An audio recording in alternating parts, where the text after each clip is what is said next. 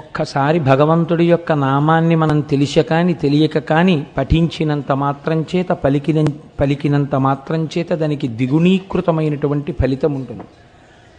అది ఇంత అంతా అని చెప్పనలవి కాదు. అటువంటిది ప్రదోష వేళలో భగవత్ సన్నిధానంలో కూర్చుని భగవన్నామం చెప్పినటువంటి ఫలితం ఏమిటో మనకి ఇప్పుడు తెలియకపోవచ్చు, కానీ అది మనని రక్షించిన రోజున మనం ఎంతో సంతోషిస్తాం. ఆనాడు పలకడం ఎంత మంచిదైందో అనిపిస్తుంది. కనుక నా ప్రార్థన ఏమిటంటే, ఒకవేళ మీలో ఎవరి దగ్గరైనా కార్డులు లేకపోతే ఒక్క జెరాక్స్ కాపీ తీయించుకోండి ఉన్న వాళ్ళ దగ్గర. ఇవాళ నా దగ్గర ఉండిపోయినటువంటి కార్డులు కూడా పట్టుకొచ్చేసాను ఇచ్చేద్దామని. కనుక లేని వాళ్ళు చక్కగా ఒక జెరాక్స్ కాపీ తీయించుకొని భగవన్నామం పలికే ప్రయత్నం చేయండి. ఇది నేను ఏదో వేళంబరం కోసమో ఏదో చెప్పించాలనేటటువంటి ప్రయత్నం దేనికోసమో కాదు, భేషజం కోసం కాదు. ఇది మనందరినీ ఉద్ధరించగలిగినది కాబట్టి నేను చెప్పిస్తున్నాను. అందరూ పాలు పంచుకుంటే చక్కగా దాని వలన ఫలితాన్ని పొందగలుగుతారు. నిన్నటి రోజు నేను కేదార క్షేత్రం గురించి ప్రస్తావన చేస్తూ ఒక మాట చెప్పాను. ఆ కేదార క్షేత్ర దర్శనం చేసేటప్పుడు ఒక నియమం ఉన్నది, కానీ సాధారణంగా 95% మంది అటువంటి నియమాన్ని పాటించరు దర్శనం చేసినప్పుడు అని. నేను చిట్ట చివరిలో దాన్ని మళ్ళీ విడిచిపెట్టేశాను. ఎందుకు విడిచిపెట్టేశాను అంటే, వారు అనుకుంటాను నన్ను వచ్చి అడిగారు కూడా ఏమా నియమం అని. దాన్ని విడిచిపెట్టడానికి కారణం ఏంటంటే, నేను చూడలేదు కేదార క్షేత్రం వెళ్ళినప్పుడు ఆ నియమం పాటించినటువంటి వాళ్ళని. దాన్ని చెప్పి అయ్యో మేము చేయలేదండి అలాగా ఏమైనా ఇబ్బంది వచ్చేస్తుందా అని మళ్ళీ అదో కొత్త ప్రశ్నలు అడుగుతారేమో అన్న భయంతో వదిలిపెట్టేశాను. కానీ మళ్ళీ అనిపించింది, పోనీ చెప్తే వచ్చిన దోషం ఏమిటి? దోషాన్ని తొలగించగలిగిన వాడు పరమేశ్వరుడు. నువ్వెవరివి చెప్పకుండా ఆపడానికి? చెబితే ఇక ముందు వెళ్ళేటటువంటి వాళ్ళు అటువంటి భాగ్యాన్ని పొందుతారు. ఒకవేళ వెళ్ళిన వాళ్ళు అలా దర్శనం చెయ్యని వాళ్ళు ఉంటే దానివల్ల దోషం ఏం లేదు. మాకు తెలియదు శంకర, మేము అలా చెయ్యలేదు, మా దోషాన్ని మన్నించు, ఈశ్వరుడు మన్నిస్తాడు. కేదార క్షేత్రం వెళ్ళినటువంటి వాళ్ళు కేదారలింగాన్ని తిన్నగా కంటితో చూడకూడదు, వలయమును పట్టుకుని వెళ్ళాలి. వలయము అంటే చేతికి వేసుకునేటటువంటి కంకణం ఎలా ఉంటుందో అటువంటి ఒక గుండ్రటి వస్తువుని తీసుకెళ్ళి అంతరాలయంలో ప్రవేశించగానే కంటి ముందు ఆ వలయాన్ని పెట్టుకుని అందులోంచి చూడాలి.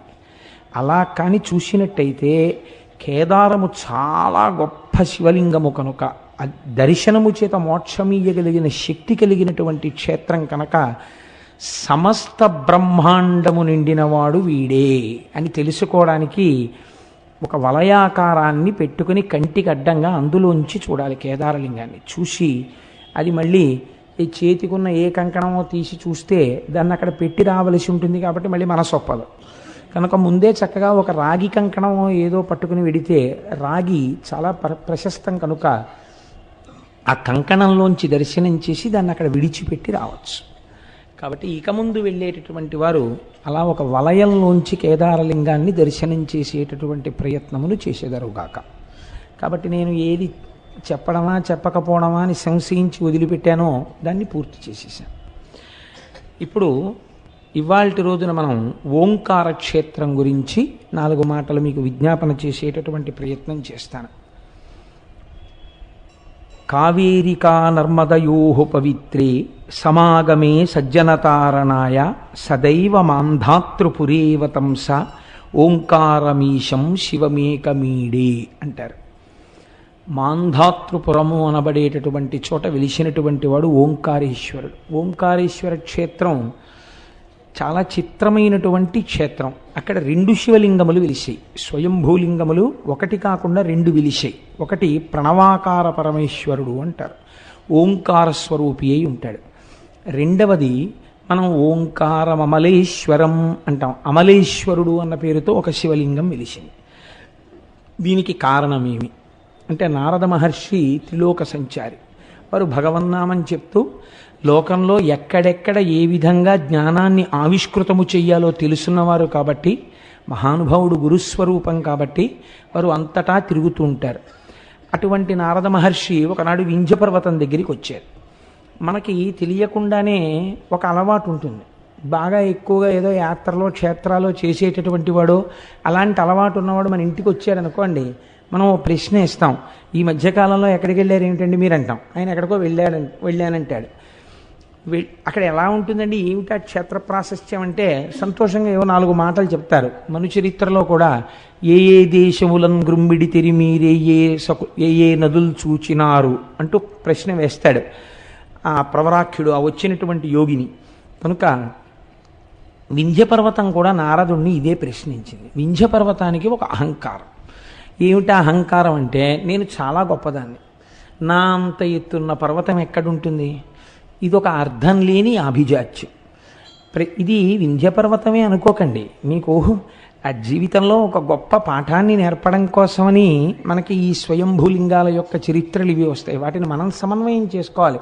వింధ్యపర్వతానికి గర్వం అండి అని వినడానికి మనకెందుకండి ఆ పురాణంగా.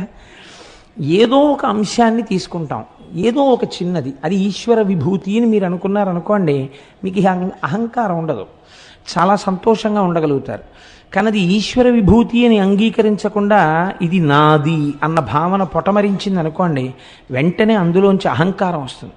ఆ అహంకారం తప్పకుండా పతనహేతువే అవుతుంది తప్ప అది ఉద్ధరణకు కారణము కాదు. కానీ బోధించినటువంటి గురువు చాలా గొప్పవాడు, చమత్కారి. అహంకారాన్ని కూడా ఎలా తీయాలో ఆయనకి తెలుసు, అంత చమత్కారం చేశాడు ఆయన. మీరు చూడండి, మనకి శాస్త్రంలో ఒక గొప్ప విషయాన్ని ప్రతిపాదన చేస్తారు. క్రోధము అని ఒకటి ఉంటుంది మనకి.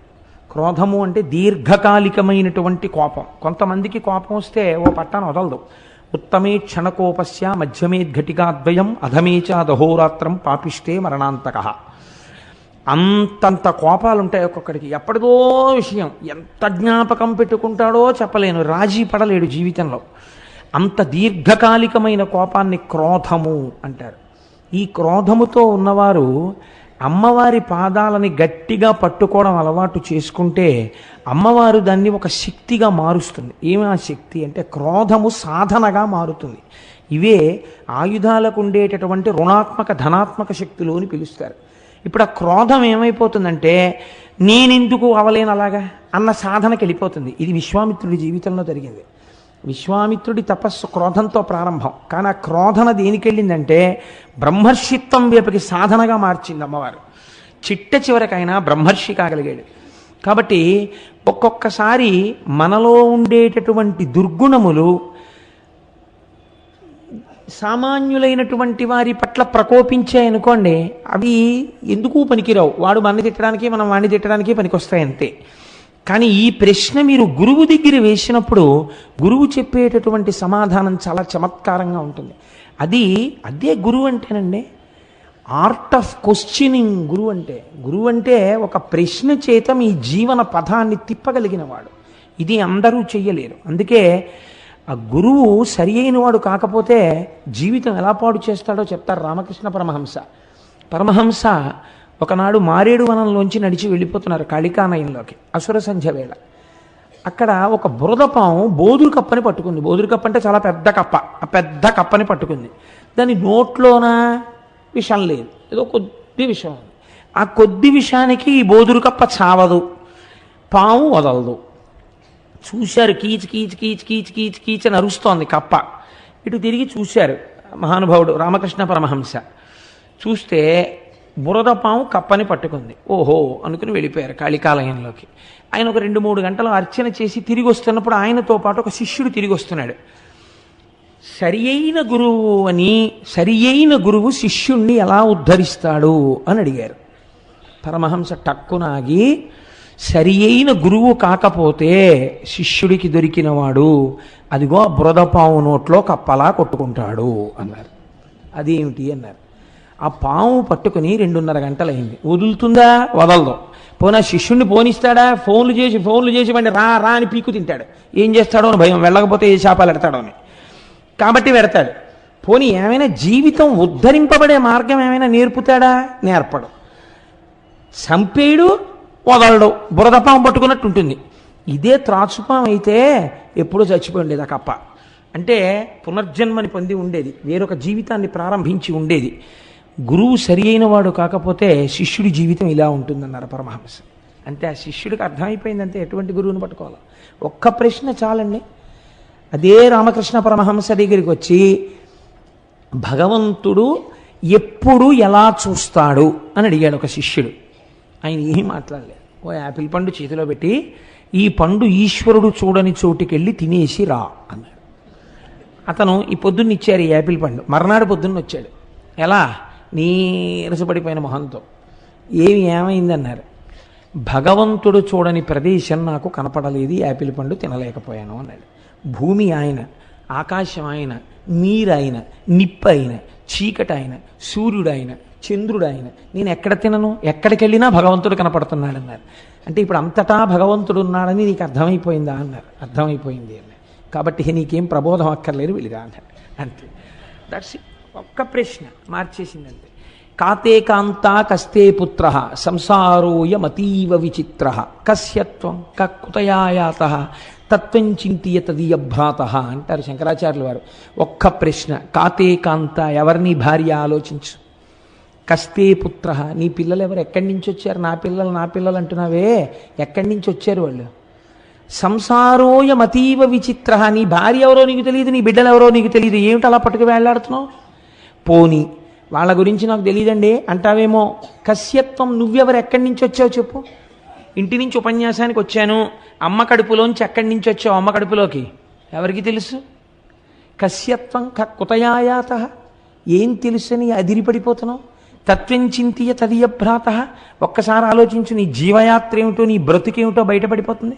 ఎందుకు ఇలా మాట్లాడతావు అహంకారంతో? మాట్లాడడం తగ్గిపోతుంది అన్నారు అంతే శంకరాచార్యుల వారు. గురువు అంటే అద్భుతముగా మాట్లాడగలిగినవాడు.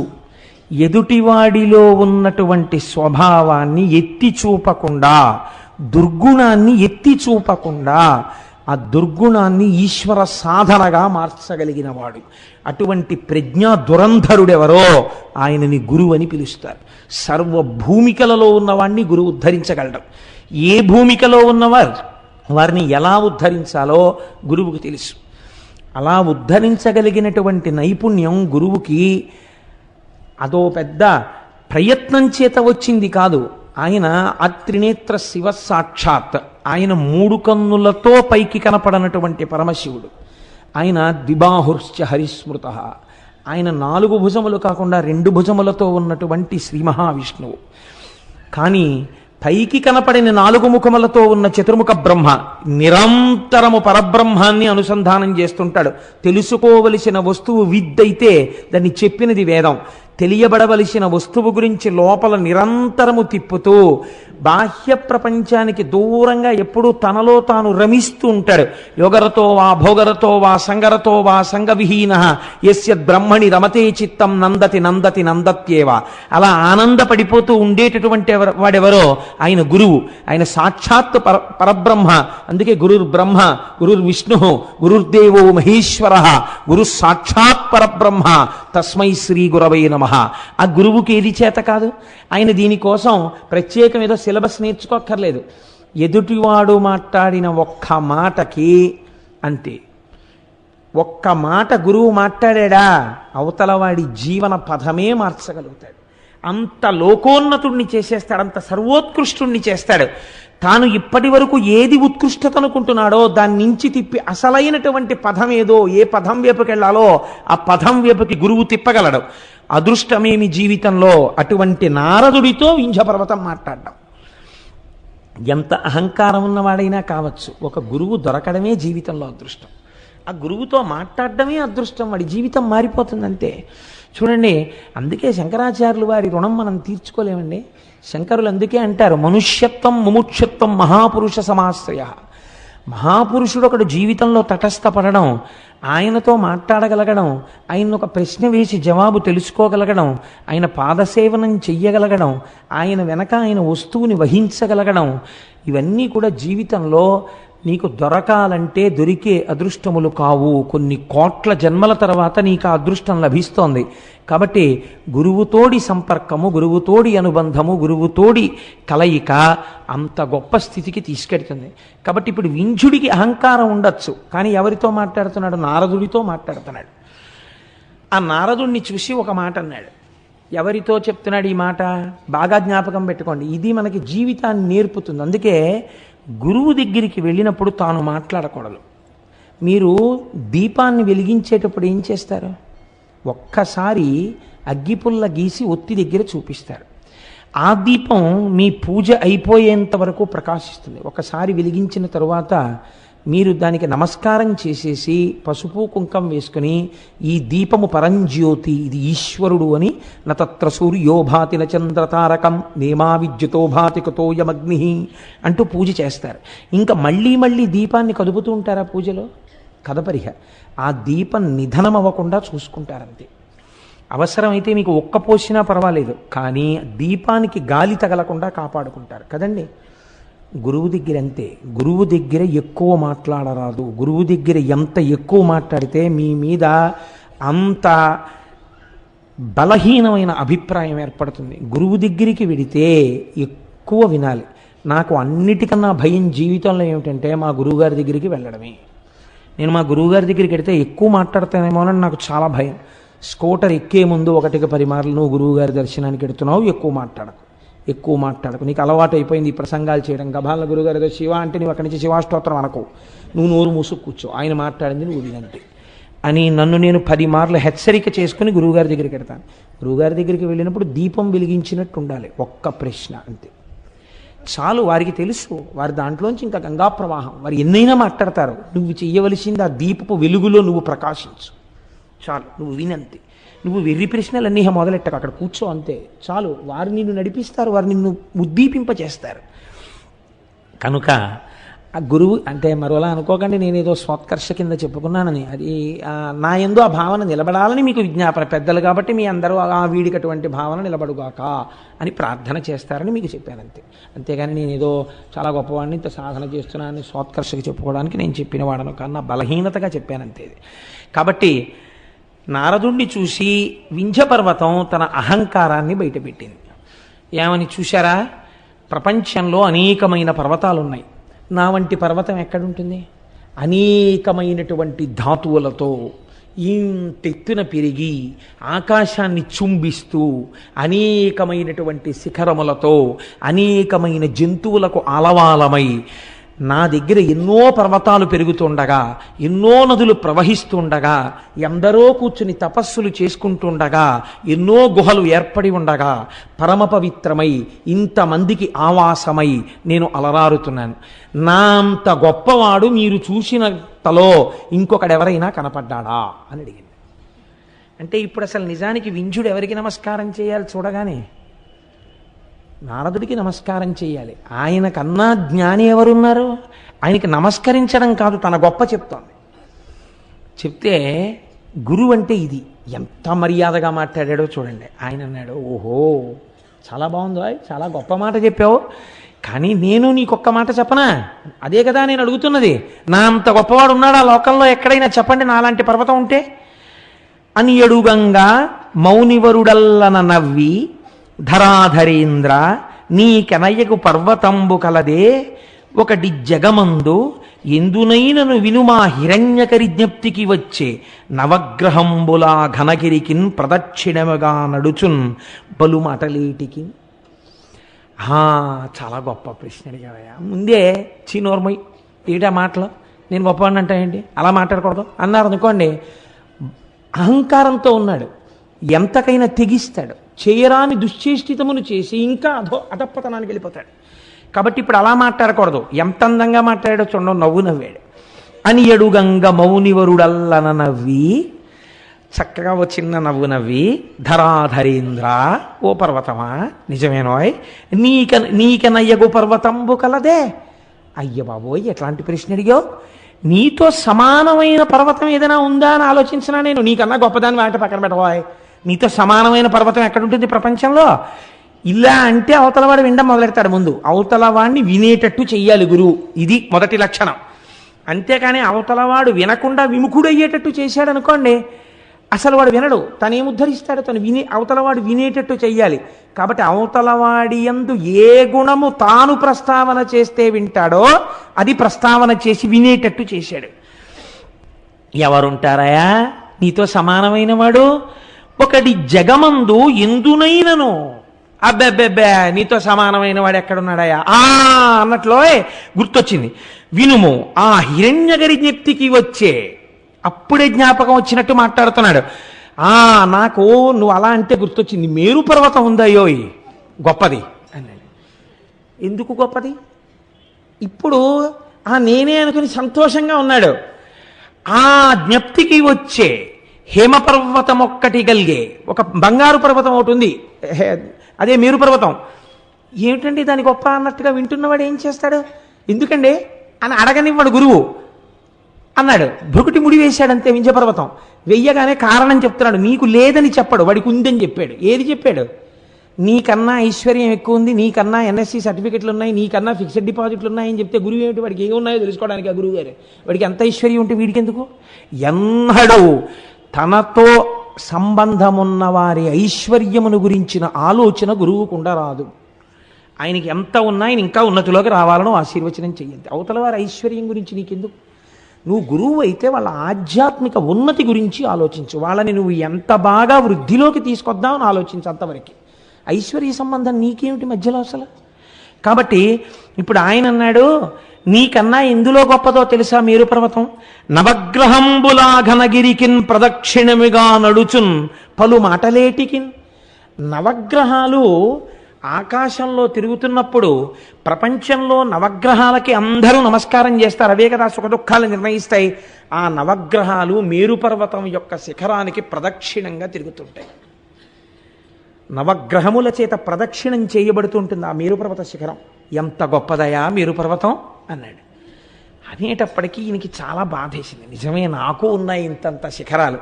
ఏది ఎవరు తిరుగుతున్నారు నా శిఖరాల చుట్టూ?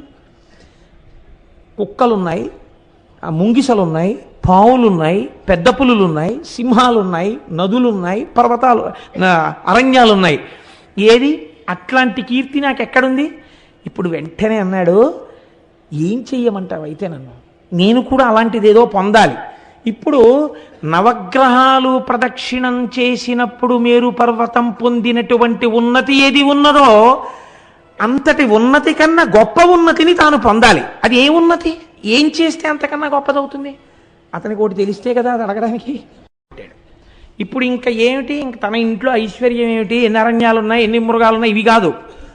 ఓం నమ శివాయ అంటూ ఆ శివపంచాక్షరి మహామంత్రం షడక్షరి చేస్తూ కూర్చున్నాడు. అలా కొన్ని సంవత్సరాలు అయిపోయింది, వేల సంవత్సరాలు అయిపోయింది. ఆయనలోంచి బయలుదేరిపోతోంది తపోధూమం. దేవతలు చూశారు. అమ్మ బాబోయ్, ఏమి వింజుడి తపస్సు! మహాదేవా, అతని తపస్సు సామాన్యంగా లేదు, మీరు వెళ్ళి ప్రత్యక్షం అవ్వండి అన్నారు. శంకరుడు సాకారమును పొంది, అంతటా ఉన్నటువంటి నిర్గుణమైన పరబ్రహ్మము సాకారమును పొంది ఎదురుగుండా వచ్చి ప్రత్యక్షమయ్యాడు. చేతితో స్పృశించాడు. బహిర్ముఖుడయ్యాడు వింజుడు.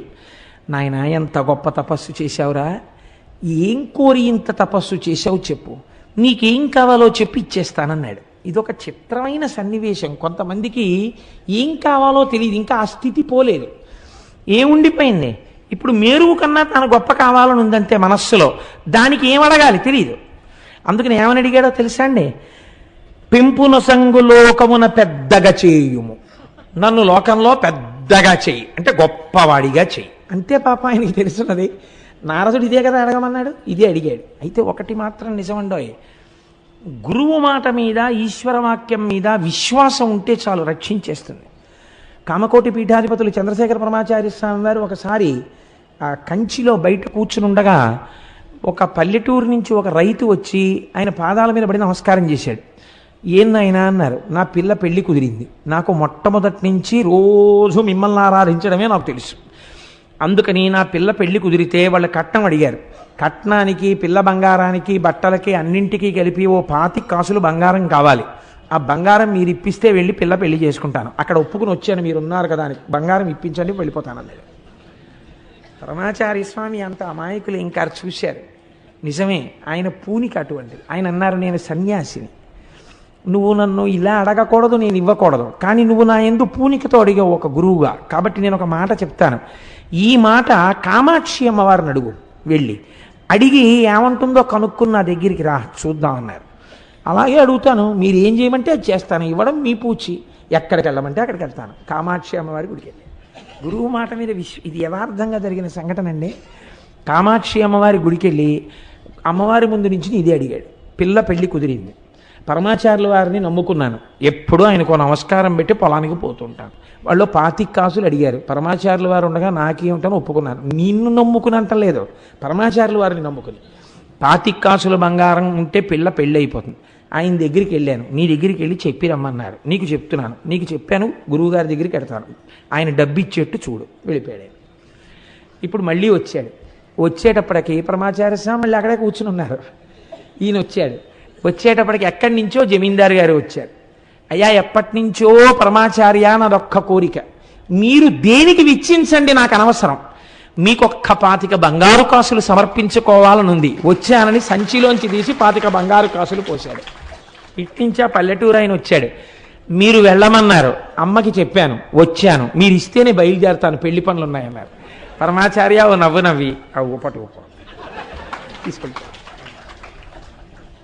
గురువులంటే ఎలా ఉంటారో చూడండి. నాకు అందుకే పరమాచార్య అంటే నా ప్రాణం. ఎందుకంటే ఉపాసన ఈ లోకానికి తెలియచేసి జగద్గురువులై నడిచిన మహానుభావుడు. అటువంటి వారిని పొగడకపోతే నా నాలుగు కిందికి ఇంకా. అందుకని 1కి 10 మార్లు నేను చంద్రశేఖర పరమాచార్య స్వామి వారిని, రమణ మహర్షిని ప్రస్తావన చేస్తూ ఉంటాను. కాబట్టి ఇప్పుడు వింధ్య పర్వతం మాటలు కూడా అలాగే ఉంటాయి. నారదుడు ఏం చెప్పాడు? నీకు కావలసిన కోరిక ఏమిటో ఆయనకి చెప్పవా, చాలా గొప్పవాడిని అంటే, ఏం గొప్ప నేనేం చెప్పను, ఆయన అడుగు, ఏం గొప్ప ఆయన ఇస్తాడన్నాడు. అందుకని ఇప్పుడు ఆయన ఏం చేశాడు? ఇది అడిగాడు, పెంపు నొసంగులోకమున పెద్దగా చేయుము దేవా అన్నతాన్ కంపిత చిత్తుడై శివుడు కర్జమిరింగి నగేంద్రుతోడా నీ వింపుగా కోరినట్లు వరమిచ్చితి, నీవిక లోక సౌఖ్యముల్ తెంపరివై అడంపకు మదించియునర్చిన బాయునున్నతులు. నువ్వింకా అహంకారంతో ప్రవర్తించకు, నువ్వెప్పుడు కూడా నా అంతటి వాణ్ణి నేను అని అనకు. నీకు ఏమి చెయ్యాలో నాకు అర్థమైంది, నీకే ఉపకారం చెయ్యాలో నాకు అర్థమైంది. నీకు మనస్సులో ఏమిటి గొప్పతనం అంటే శివుడి భావన.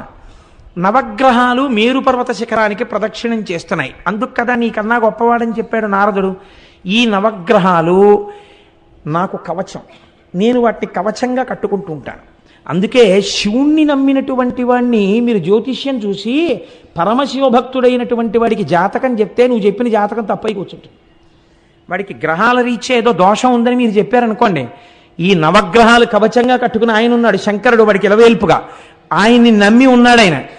ఈయన చేసిన అభిషేకానికి, ఈయన చేసిన రుద్రాధ్యాయానికి, ఈయన చేసిన పారాయణకి ఆ గ్రహాల్ని నువ్వు ఇంతకన్నా ఏమి చెయ్యకని చెప్తాడు. జ్యోతిష్యుడు చెప్పినది కూడా ఒక్కొక్కచో ఫలించకపోయి ఉంటుంది. నేను సభలో చెప్పకూడదు కాబట్టి చెప్పట్లేదు ఇంతకన్నా. కారణం ఏమిటి? భగవదానుగ్రహము ముందు గ్రహములు కూడా ఏమీ చేయలేవు. ఒక్కొక్కసారి పరిస్థితి అలా ఉంటుంది. భక్తుణ్ణి చెనకలేవండి ఎవరును, ఆయన స్థితి వేరుగా ఉంటుంది. పాము కరవాల్సి ఉంటే చీమ కరిచి వెళ్ళిపోవాలంతే ఈశ్వరానుగ్రహం ఉంటే. కాబట్టి నీకేం చెయ్యాలో నాకు అర్థమైంది, నేను చేస్తాను. నవగ్రహాలు నాకు కవచం. శ్రీకాళహస్తిలో కట్టు కూర్చోవట్లేదండి, నవగ్రహాలు కవచంగా కట్టుకున్నాడు. మనకి 5 కాశీలు, 5 కాశీలలో శ్రీకాళహస్తి ఒకటే. అందుకే సర్వోత్కృష్టమై ఏ పేరు విన్నంత మాత్రం చేత, ఏ పేరు పలికినంత మాత్రం చేత, దేనియందు నదీ స్నానం చేస్తామని పలికినంత మాత్రం చేత ఆ క్షేత్రము వెళ్ళినట్టు, ఆ నదినందు స్నానము చేసినట్టు భావన చేసి మోక్షం ఇస్తారో అంత పరమపావనమైన కాశీక్షేత్రం గురించి ఆదివారపు అసుర సంధ్య వేళలో మాట్లాడతాను. రేపు వదిలిపెట్టి ఎల్లుండంతా కాశీక్షేత్రం గురించే మాట్లాడతాను. సాధ్యమైనంత వరకు ఎవ్వరూ దాన్ని విడిచిపెట్టకండి. అంటే నేను చెప్తున్నానని చెప్పట్లేదు, ఆ క్షేత్రం గురించి వినడమే చాలు. మన జీవితంలో ఒక గొప్ప అభ్యున్నతితో కూడినటువంటి అధ్యాయం ఆవిష్కృతమవుతుంది. కనుక ఇప్పుడు శంకరుడు అన్నాడు, ఆ నవగ్రహములు నాకు కవచం. నవగ్రహాల్ని తీసుకొచ్చి కవచంగా కట్టుకుంటే ఇప్పుడు నవగ్రహాలు గొప్పవా, నేను గొప్ప? ఇన్ని బ్రాస్లెట్లు, ఇన్ని ఉంగరాలు, ఇన్ని గొలుసులు, ఇన్ని రుద్రాక్షమాలలు అన్నీ అక్కడ పళ్ళెల్లో పెట్టి ఉన్నాయి. ఉంటే మీరు అవి చూసి అబ్బా ఎంత బంగారమో అన్నారు. ఒకరి ఇంట్లో చూసి తెలియదు మీకు ఆయన ఇల్లు ఏమిటో, కానీ మీరు ఎందుకో లోపలికి వెళ్ళారు. ఎవరో ఏదో మాట చెప్పమంటే వెళ్ళారు. అక్కడ పళ్ళెంలో పెట్టున్నాయన్నీ. ఇవన్నీ చూసి అబ్బా ఎంత బంగారమో ఎంత బాగున్నాయో, ఏమి రుద్రాక్షమాల, ఏమి చేతి కంకణాలు, ఏమి సింహతలాటాలు, ఆ గండపెండేరం, ఆ మెడలో వేసుకునే పెద్ద పెద్ద రుద్రాక్షమాలలు, ఎంత బంగారం రా ఇదంతాను అనుకుంటున్నారు. ఇంతలో స్నానం చేసి తువ్వాలు కట్టుకుని ఒక ఆయన వచ్చి ఒక్క ఉంగరం వేలికుంది, మిగిలిన ఉంగరాలన్నీ పెట్టుకుని ఆ కంకణాలన్నీ వేసుకుని ఆ మాలలన్నీ వేసుకుని, ఏం బాబు దేనికోసం వచ్చావు అన్నాడు. ఇప్పటి వరకు మీకు ఏది గొప్ప? అక్కడ పళ్ళెంలో ఉన్న బంగారం గొప్ప. ఇప్పుడు మీకు ఎవరు గొప్ప? ఇవి ఆయన వేసుకుంటున్నాడంటే ఇంకా ఆయన దగ్గర ఇలాంటివి ఎన్ని దాచి ఉంచాడో, ఎన్ని కోరికలు పుట్టినప్పుడు ఎన్నెన్ని వేసుకుంటుంటాడో, ఇప్పుడు ఆయన గొప్ప. ఎందుకని? ఆయనకి ఇది ఆభరణమైనది, ఆభరణము తక్కువైపోయింది, ఆయన ఎక్కువైపోయాడు. ఆ మేరు పర్వతం చుట్టూ ప్రదక్షిణం చేసే నవగ్రహాలు శంకరుడికి ఆభరణాలు, కవచం. ఇప్పుడు ఆ కవచమే కట్టుకునే శంకరుడే వచ్చి ఇక్కడ కూర్చుంటే ఎవరు గొప్ప? ఈయనే గొప్ప. ఇది అడిగాడు ఆ నోటితో? అడగక్కర్లేదు. పరమ గొప్పదైనటువంటి అనుగ్రహాన్ని వర్షించేస్తున్నాడు శంకరుడు. కాబట్టి ఇప్పుడు ఆయన అన్నాడు, ఏం చేస్తున్నానని నువ్వు అడక్కో, మళ్ళీ నా మీద ఈయన కూర్చున్నాడని అహంకరించకు. ఇది ఇప్పుడు నీకేది కలుగుతోందో దానివల్ల అహంకారంతో ఉండకు. అహంకారాన్ని విడిచిపెట్టి నేను ఇలా అనుగ్రహాన్ని పొందాననడం నేర్చుకో. అది నేర్చుకో, నువ్వెంత గొప్పవాడివి అవుతావచ్చు. ఇప్పుడు ఏమనాలి? నేను మేరువు కన్నా గొప్పవాడిని మళ్ళీ అహంకరించకూడదు. ఈశ్వరానుగ్రహం కలిగితే నన్ను ఎంతటి వాణ్ణి చేశాడో నా స్వామి చూడండి అనాలి. ఎంత గొప్ప మాట చూడండి. అంటే నారదుడు చెప్పిన విషయాన్ని దృష్టిలో పెట్టుకుని అహంకారాన్ని మారుస్తున్నాడు, అభ్యున్నతిని ఇస్తున్నాడు. ఏకకాలమునందు రెండింటినీ కటాక్షిస్తున్నాడు పరమాత్మ. ఇది లేకుండా కేవలం శంకరుడు వచ్చి కూర్చున్నాడు అనుకోండి, రావణాసురుడు ఆ అహంకారం అయి కూర్చుంటుంది. అలా కాకూడదు. కైలాసాన్ని గర్భించేవాడు లేనిపోలను అల్లరైపోతుంది. కాబట్టి ఈ మాట చెప్పాడు. తప్పకుండా మహాప్రభు మీ అనుగ్రహంగా భావిస్తాను తప్ప నా అహంకారం అనుకోను. ఏం చెయ్యబోతున్నారు? కుతూహలం అంతే. ఆ వింధ్యగిరి శిఖరముల మీద పరమాత్మ ఒకతను ఓంకారేశ్వరుండొకతను అమలేశుడనగా ఒప్పలురుచు తా సకలము కనుగునుచుండును అకలంకుడు శంకరుండు ఆది విభుడుగిన్. అన్ని చోట్ల ఒక్క స్వయంభూలింగంగా వస్తే వింధ్యపర్వత శిఖరాల మీద 2 శివలింగాలుగా వచ్చాడు, స్వయంభూలింగాలుగా. ఒకటి ఓంకారలింగము, ఒకటి అమలేశలింగము. అందుకే మనం చెప్తే ఓంకారమమలేశ్వరం అంటాం. ఇది ఆ వెలియడం కూడా మహానుభావుడు మాంధాతృపురము అని పిలువబడేటటువంటి ప్రదేశమునందు వెలిశాడు. ఓంకారం అంటే ప్రణవము. ప్రణవము మోక్షదాయకము. కాబట్టి అక్కడ ఏం దొరుకుతుంది? మోక్షము దొరుకుతుంది. అక్కడికి వెళ్ళి చూస్తే ఇప్పుడు వింధ్యగిరి మీదకి వెళ్ళి దర్శనం చేసిన వాడికి ఏమొస్తుంది? మోక్షమే వస్తుంది.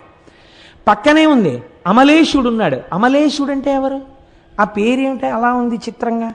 అమలేశుడు అంటే మనం శ్రీశైల ప్రపత్తిలో చదువుతుంటాం. అమలం కమలోద్భవగీత గుణం సమదం సమదా సురనాశకరం రమణీయ రుచిం కమనీయ తనుం నమ సాంబ శివం నతపాపహరం శివం శంకరం బంధురం సుందరేశం నటేశం గణేశం గిరీశం మహేశం దినేశేందునేత్రం సుగాత్రం మృడానీపతిం శ్రీగిరీశం హృదా భావయామి అని. సాంబ సదాశివుడు, స అంబ అమ్మతో కూడుకున్నటువంటి సదాశివుడిగా సాకార రూపుడై స్వామి అమలేశుడిగా వెలిశాడు. అమలేశుడు అంటే మలము లేనివాడు, ఏ మలము లేనివాడు. మలము అంటే దూష్యమైన పదార్థము. మన అందరి యందు 3 రకములైనటువంటి మలములు ఉంటాయి. నాకు లేదండి అంటే వీల్లేదు. మీరు స్నానం చేసినా ఈ 3 మలములు మీకు వదలవు. ఏమా 3 మలములు అంటే, మొట్టమొదటి దాన్ని ఆణవమలము అంటారు.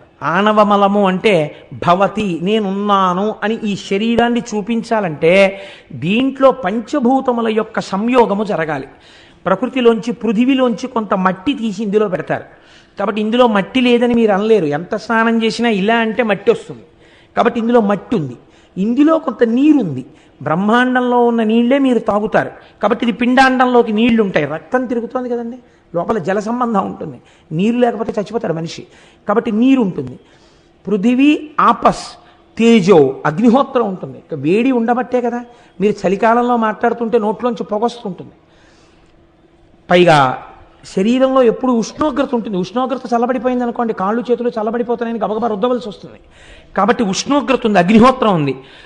వాయు, సరే గాలి లోపలికెడుతోంది, బయటికి వస్తోంది, వాయువు ఉంది. ఆకాశము. శరీరంలో ఒక్కొక్క భాగమునందు ఎంతెంత ఖాళీ ఉండాలో అంతంత ఖాళీ ఉండి తీరాలి. ఆ ఖాళీ ఉండకుండా అక్కడ కొవ్వు అడ్డుగా వచ్చిందనుకోండి, అంతే, బైపాస్ చేయవలసి ఉంటుంది ఆ కొవ్వుని కరిగించడానికి.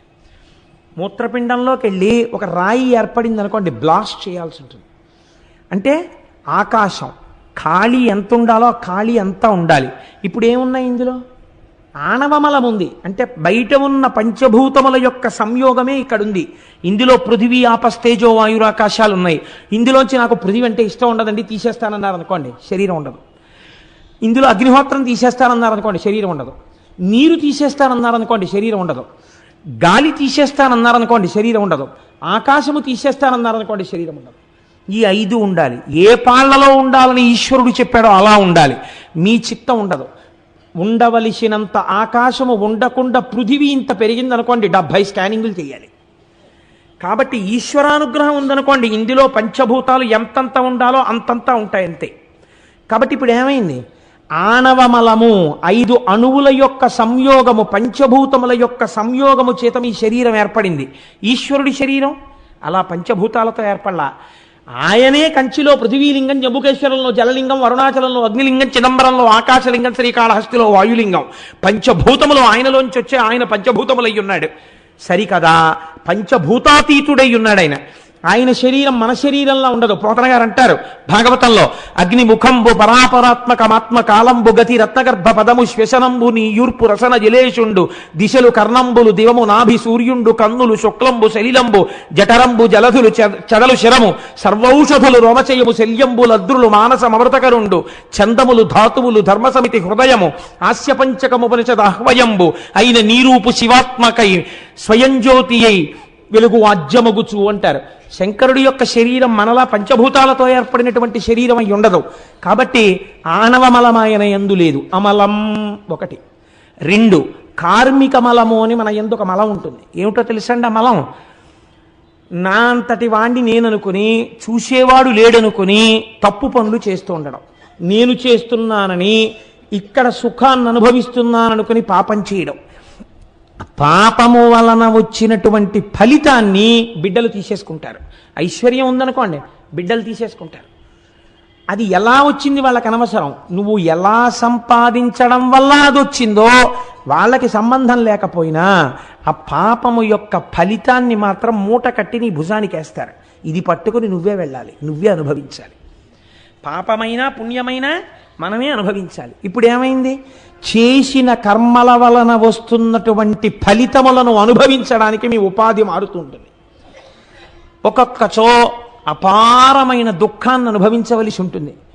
ఎందుచేత? ఇక్కడ చేశాడు ఎన్నో తప్పు పనులు. మీకు అంతవరకు ఎందుకండి, నేను ఒక మాట చెప్తాను, మీరేమనుకోకండి. శాస్త్రంలో ఒక మాట వాడతారు. ఏం మాట వాడతారో తెలుసా అండి? అన్నింటికన్నా అత్యంత బాధ్యతాయుతమైన పదవిగా గుర్తింపబడింది ఏదో తెలుసా అండి లోకంలో? న్యాయాధికారి. న్యాయం చెప్పేటప్పుడు ఎంత జాగ్రత్తగా ఉండాలంటే, 1కి 1000 మార్లు ఆలోచించి నేరమునకు తగిన శిక్ష వేయకపోతే కొంచెం ఎక్కువైనా కొంచెం తక్కువైనా వాడి ఇంట జిల్లేడు మొలుస్తుందని శాస్త్రం. జిల్లేడు మొలవడం అంటే ఏమిటో తెలుసా అండి? ఇల్లు శిథిలం అయిపోతే ఆ ఇంట్లో ఎవ్వరూ మనుష్యులు ఉండడం మానేస్తే జిల్లేడు మొలుస్తుంది. నీ ఇంట జిల్లేడు మొలవా అంటారు. నీ ఇంట జిల్లేడు మొలవా అంటే నీ ఇల్లు శిథిలమైపోవుగాక, అది ఇంకా మనుష్యులకు వాసయోగ్యం కాకుండా పోతుంది. అలా అయిపోయిందంటే ఎప్పుడైనా ఎక్కడైనా జనసంచారం లేకుండా, ఎవ్వరూ వెళ్ళేవాళ్ళు లేకుండా ఆ ఇంటి నిండా జిల్లేడు మొక్కలు పెరిగిపోయాయి అంటే ఒక్కటే గుర్తు, ఆ స్థలము ఆ ఇల్లు ఎవరికి అనుభవైక వేద్యమై ఉన్నదో వారి యందు అపారమైనటువంటి పాపము యొక్క ఫలితము అనుభవింపబడుచున్నది. కనుక ఎంత జాగ్రత్తగా ఉండాలో మీరు ఆలోచించండి. కనుకనే మనం చేసినటువంటి కర్మల యొక్క ఫలితాన్ని మనం అనుభవిస్తూ ఉంటాం. పాపరూపంలో, పుణ్యరూపంలో చేసిన కర్మలు సుఖరూపములో, దుఃఖరూపములో మనని వెన్నాడుతుంటాయి. ఒక ఆయనకి బంగారు సంకెళ్ళు వేశారు, ఒక ఆయనకి ఇనప సంకెళ్ళు వేశారు. బంగారు సంకెళ్ళు వేసిన ఆయన ఇనప సంకెళ్ళు వేసిన ఆయన వంక చూసి, చూడరా నన్ను బంగారు సంకెళ్లతో బంధించారని నవ్వాడు అనుకోండి, ఏమిటి ఉపయోగం? ఏ సంకెళ్ళు అయితే ఏమిటి, వేశారా లేదా? బంగారు సంఖ్యలైనా నడవలేవు, ఇనప సంఖ్యలైనా నడవలేవు. పుణ్య ఫలితము అంతే, పాప ఫలితము అంతే. ఈ రెండిటిని తీసేయగలిగితే సున్నా అయిపోతే మోక్షం.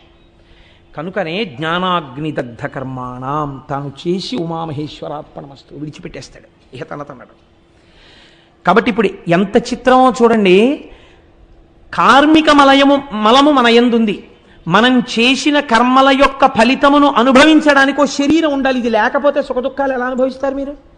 దీనికో దెబ్బ తగిలింది అనుకోండి ఏడవాలి, దీనికో పరిచయం పట్టింది అనుకోండి ఏడవాలి, దీనికి దగ్గు వచ్చింది అనుకోండి ఏడవాలి, దీనికి జ్వరం వస్తే ఏడవాలి, దీనికి ఏదో ఏసీ పెట్టుకుని అందులో పడుకున్నాం అనుకోండి సంతోషించాలి. సుఖం అనుభవించాలన్నా దుఃఖం అనుభవించాలన్నా ఇది ఉండాలి. దీనికి కొంతమంది బంధువులు ఉండాలి, వాళ్ళు సుఖపడితే ఇది సుఖపడాలి. అందుకని సుఖ దుఃఖములకు ఇది ఉపకరణము. కాబట్టి కార్మిక మలముతో కూడి శరీరం ఉన్నది సూక్ష్మాంశతో.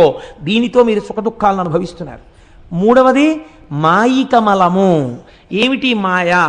మమ మాయా దురత్యయ అంటాడు భగవానుడు భగవద్గీతలో. మాయ కమ్మి ఉన్న వస్తువు కనపడకుండా ఉన్న వస్తువుకి బదులు లేని వస్తువు కనపడుతూ ఉంటుంది. యథార్థమునకు అది లేదు, కానీ అది ఉన్నట్టు కనపడుతుంది. ఏది ఉన్నట్టు కనపడి లేదో, ఏది లేకపోయినా ఉన్నట్టు కనపడుతోందో, దానివల్ల అసలు ఉన్న వస్తువు కనపడకుండా పోయిందో దాన్ని మాయా అంటారు. మీరు చూడండి, ప్రమాదము అని ఒకటి జరుగుతుంటుంది. పొగమంచు బాగా పడిపోయి ఉందనుకోండి, లేదా మంచి పొగమంచు పడిపోయి ఉంటే అది అడ్డంగా దట్టంగా తెరలా పట్టేస్తుంది. మీరు అందులో వెడుతున్నప్పుడు ప్రమాదం ఏమిటంటే అది మీరు వెడుతున్నటువంటి వాహనపు అద్దాన్ని కూడా పట్టేస్తుంది. ఇప్పుడు మీకు ఎదురుగుండా ఉన్న వస్తువు కనపడదు. కనపడకపోవడం వల్ల మీరు ఏం చేస్తారు? ఎదురుగుండా మీకు అడ్డంగా ఉండి ప్రమాదకరమైన వస్తువు లేదన్నట్టు కనపడుతుంది కాబట్టి వెళ్ళి దాన్ని గుద్దుతారు. ప్రాణ సంకటం వస్తుంది. ఉన్న వస్తువు లేనట్టు మంచు ఉన్నదా? సూర్యుడు వస్తే కరిగిపోయింది, దానికి శాశ్వతత్వం లేదు. లేని వస్తువు ఉన్నట్టు కనపడి ప్రమాదం చేస్తోంది. అలా మాయ మిమ్మల్ని ఈ జీవితంలో అలా తిప్పుతూనే ఉంటుంది. ఈ మాయిక మలమునందు మనం పడి ఉన్నాం. అందుకే చూడండి, మలమునందు పడిపోయినటువంటి పురుగు అక్కడే పెరుగుతుంది, అక్కడే తింటుంది, అక్కడే గుడ్లు పెడుతుంది, అక్కడే పిల్లలు పెరుగుతాయి, అక్కడే లేస్తుంది, అక్కడే జీవనం చేస్తుంది, అక్కడే చచ్చిపోతుంది.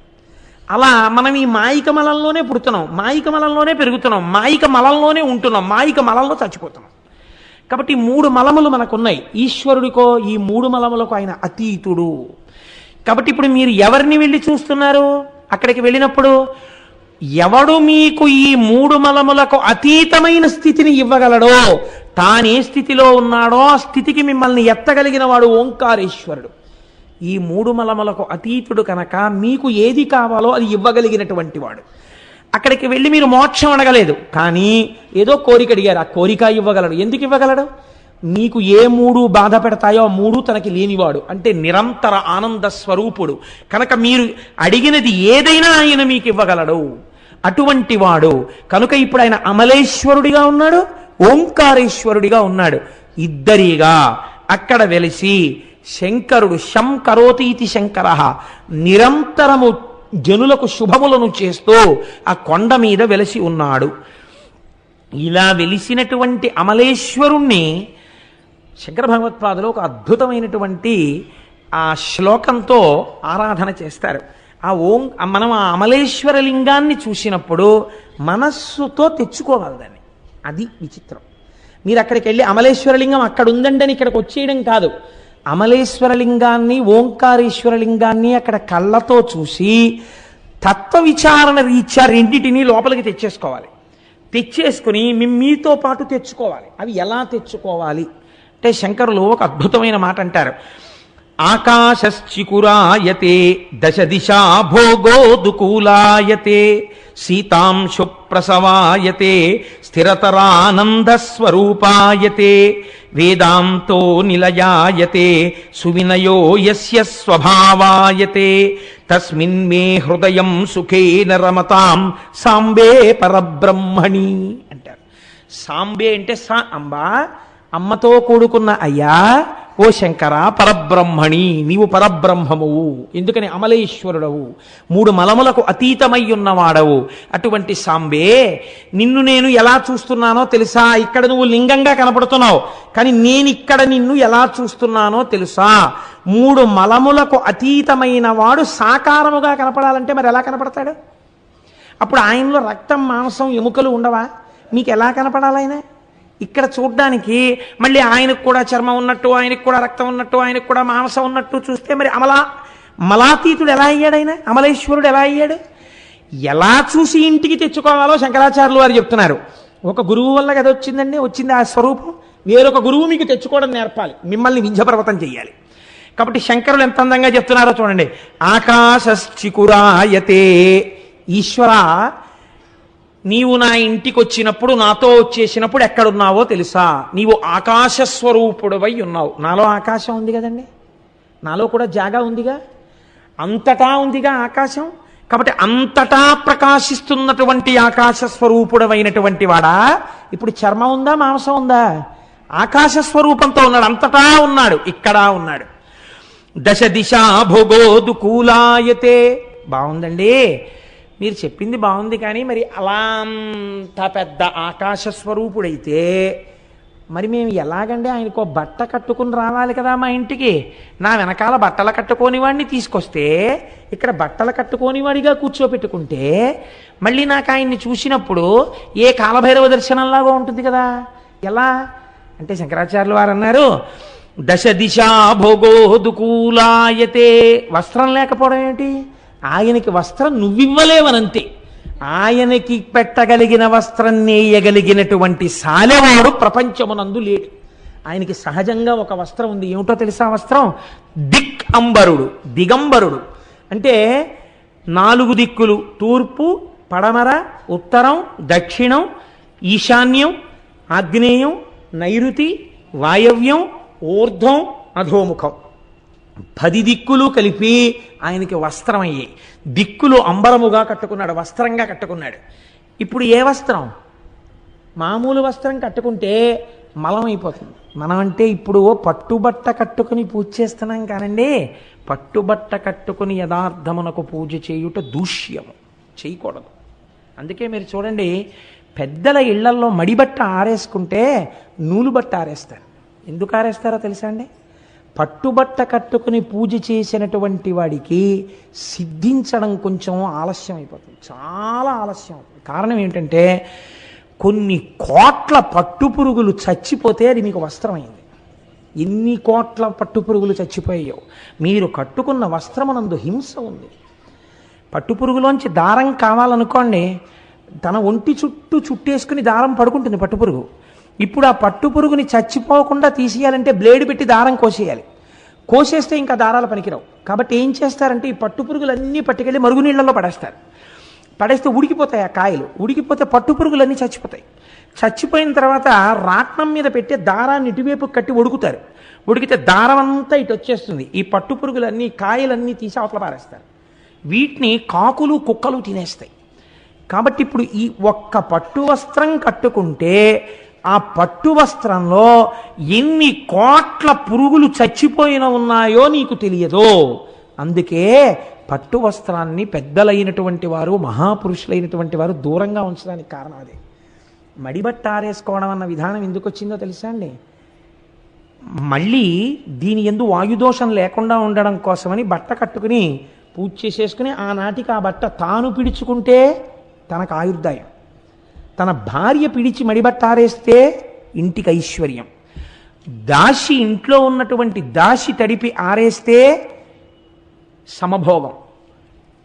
ఎవ్వరూ చేసేవాళ్ళు లేక పిడిచినటువంటి బట్ట మర్నాటికి కూడా కంపు కొడుతూ అలా ఉంటే ఆ ఇంట దరిద్రం. కాబట్టి బట్టని ఎలా మీరు పట్టుకుంటారన్న దాన్ని బట్టి ఇంటి ఐశ్వర్యాన్ని నిర్ణయం చేశారు.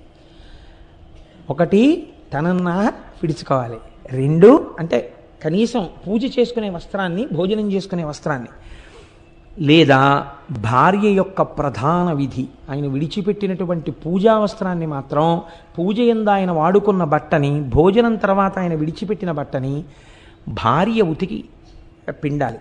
ఈ ఇద్దరూ కాకపోతే చాలా గొప్ప సేవ శిష్యుడికి ఏమిటి అంటే, గురువుగారు అలా కట్టుకు విడిచిపెట్టినటువంటి బట్టని పిడిచి ఆరేయడం. అది గురుశుశ్రూషలో అంతర్భాగం. వాడు గొప్ప అభ్యున్నతిని పొందుతాడు అలాంటి శిష్యుడు. సరే, అది వేరే విషయం అనుకోండి. నేను ఎందుకు ఈ మాట ప్రస్తావన చేశానంటే, ఆయన పట్టుబట్ట కట్టుకోరా అండి అని అడగకూడదు కాబట్టి ఈ మాట చెప్పవలసి వచ్చింది. కాబట్టి దశ దిశా భోగోదుకూలాయతే 10 దిక్కులు ఆయనకు అంబరమై ఉన్నాయి. దిక్కులు వస్త్రములుగా కలిగినటువంటి వాడు. ఇప్పుడు చూడండి, అమలేశ్వరుడు అన్న మాటని యథార్థంగా తీసుకొచ్చి సాకారం చేస్తున్నారు. ఇది శంకరాచార్యుల వారి ప్రజ్ఞ. శీతాంశు ప్రసవాయతే. బాగుందండి. మరి బొత్తిగా మా ఇంటికి వచ్చి ఒక్క పంచొక్కటి కట్టుకుని ఆయన ఏదో తన స్వరూపంతో వచ్చి కూర్చున్నాడు అనుకోండి, ఓ చిన్న దోషం ఒకటి ఉంటుంది కదా, చేతికి కనీసం ఉంగరం అన్నా ఉండాలి ఆచమనం చేయడానికి. మరి మా ఇంట్లో వాళ్ళందరం ఆభరణాలు వేసుకుని పరమాత్మ ఆభరణరహితుడై ఉండకూడదు కదా. కాబట్టి అందుకే షోడశోపచారాల్లో ఆభరణార్థం పుష్పం సమర్పయామి అనో పుష్పం వేసి వదిలిపెడతారు పూజలో. ఎందుకని? మీరు ఆభరణాలన్నీ ఇచ్చినట్టు లెక్క.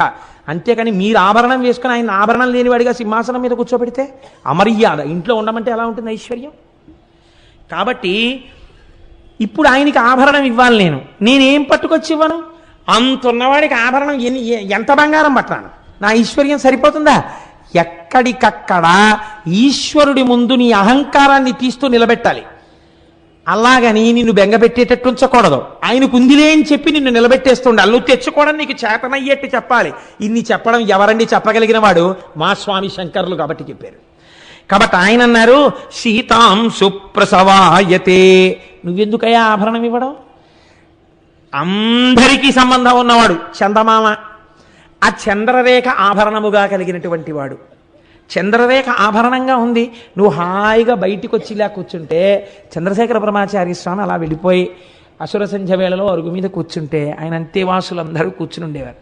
కూర్చుంటే ఆయన ఒకసారి ఆకాశం వంక చూసి నవ్వు నవ్వేవారు. గురువుగారు నవ్వారంటే ఏదో ఉందన్నమాట, ఏదో భావన వచ్చింది. ఎందుకు నవ్వారు అనకూడదు. వీళ్ళు కూడా నవ్వు నవ్వేవారు. అలా కూర్చుంటే ఎందుకు నవ్వానో తెలుసా అని. ఎందుకు మాకేం తెలుస్తుంది గురువుగారు? సాంబే పరబ్రహ్మణి ఓ శ్లోకం చెప్పేవారు. శంకరుడు కనపట్టాలా నీకు? అది దర్శనం అంటే, అది గురువు అంటే. కాబట్టి ఇప్పుడు ఆయన అన్నారు సీతాం సుప్రసవాయతే. చంద్రుడు ఆభరణంగా ఉన్నాడు. స్థిరతరానంద స్వరూపాయతే. మనకు స్వరూపం ఉంటుంది కదా. ఆ కోటేశ్వరరావు గారిని మీరు చూశారా అని అడిగారు అనుకోండి, చూడలేదండి ఎలా ఉంటారండి అన్నారు అనుకోండి, ప్రస్తుతం ఒక గుండు ఏదో లాల్చీ వేసుకుంటాడు, పంచె కట్టుకుని ఆరుంబావుకి దొరగారితో పాటు వచ్చి అక్కడ కారు దిగిలా నడిచి వస్తుంటాడు. మనిషి ధ్వజస్తంభంలా ఎత్తుగా ఉంటాడు, చాలా ఒడ్డుగా బలిసి ఉంటాడు. వాడు కోటేశ్వరరావు అంటే అని మీరు ఒక స్వరూపాన్ని వర్ణన చేస్తారు కదా. ఈశ్వరుడు కూడా అలా మీరు వర్ణన చేయడానికి ఆయనకి కూడా ఇలా ఇంత పొడుగ్గా ఉంటాడు, ఇంత పొట్టిగా ఉంటాడు చెప్పడం కుదురుతుందా? అంతటా నిండి నిబిడీకృతమైన వాణ్ణి ఏ రూపంతో మీరు వర్ణిస్తారు? శంకరాచార్యులు వారి ప్రజ్ఞ చూడండి. ఆయన అన్నారు స్థిరతరానంద స్వరూపాయతే. నీకెప్పుడో ఒక్కసారి మెరుపు మెరిసినట్టు ఇంత ఆనందం వస్తుంటుంది, అంతే వెంటనే దుఃఖం వచ్చేస్తుంటుంది ఏదో ఒకటి, లేకపోతే నా అంతవాణి నేను అంటుంటావు. అలా కాదు, ఎప్పుడూ ఆనందమే రాశీభూతమై ఉంటాడు శంకరుడు. ఎప్పుడూ ఆనందం అది ఆయన స్వరూపము అన్నారు. ఏమి శ్లోకాలండి నిజంగా శంకరాచార్యులు వారివి. స్థిరతరానంద స్వరూపాయతే. బాగుందండి. ఈయన గురించి ఇంకా కొంచెం తెలుసుకోవాలంటే ఇప్పుడు మీకు ఉత్సాహం కలిగింది, ఇంకొంచెం తెలుసుకోవాలంది. ఎక్కడ తెలుసుకోవచ్చండి? వేదాంతో నిలయాయతే. వేదముల యొక్క చివర భాగములైనటువంటి ఉపనిషత్తుల యందు చెప్పబడుతుంటాడు. అది చదువుకో, నీకు బాగా తెలుస్తుంది ఆయన గురించినటువంటి జ్ఞానం. కాబట్టి వేదాంతో నిలయాయతే. అన్నీ బాగున్నాయి కానండి, ఇంత గొప్పవాడంటున్నారు, ఆకాశం అంత రూపం ఉన్నవాడంటున్నారు, చంద్రుణ్ణేమో ఆభరణంగా పెట్టుకున్నాడంటున్నారు, దశ దిశలు వస్త్రంగా కట్టుకున్నాడంటున్నారు, ఆనందము స్వరూపముగా ఉన్నవాడంటున్నారు. అలాంటి వాడు మాకెందుకు దొరుకుతాడండి? బాగా చదువుకోవాలి, భక్తి ఉండాలి, ఉపచారాలు చెయ్యాలి, పూజలు చెయ్యాలి. మాకేం తెలుసు? మాకేం చేత కాదు. కాబట్టి ఈయన మాకేం దొరకడు, మేము బయలుదేరుతున్నామని ఉత్తరీయం దులిపేయకండి అని శంకరాచార్యులు వారు అంటున్నారు. ఎవరికి దొరుకుతాడో తెలుసా ఆయన? సువినయో యస్య స్వభావాయతే. పరమాత్మ నీవెంత గొప్పవాడవయ్యా అని ఒక్క మాట అని ఇలాను వెంటనే వచ్చి ఇక్కడ కూర్చుంటాడు. వినయంతో నీకు ఇలా అనడం వచ్చా? ఇప్పుడు శంకరాచార్యుల వారు నమస్కరించు అనలేదు. నారదుడు వింజుడికి ఎలా చెప్పాడో అలాగే మనకి చెప్తున్నారు. ఎంత అందమైన శ్లోకమో చూడండి. సువినయో యస్య స్వభావాయతే. నువ్వు వినయంగా ఉంటే నీకు లొంగుతాడు. వినయం అంటే ఏమిటండి?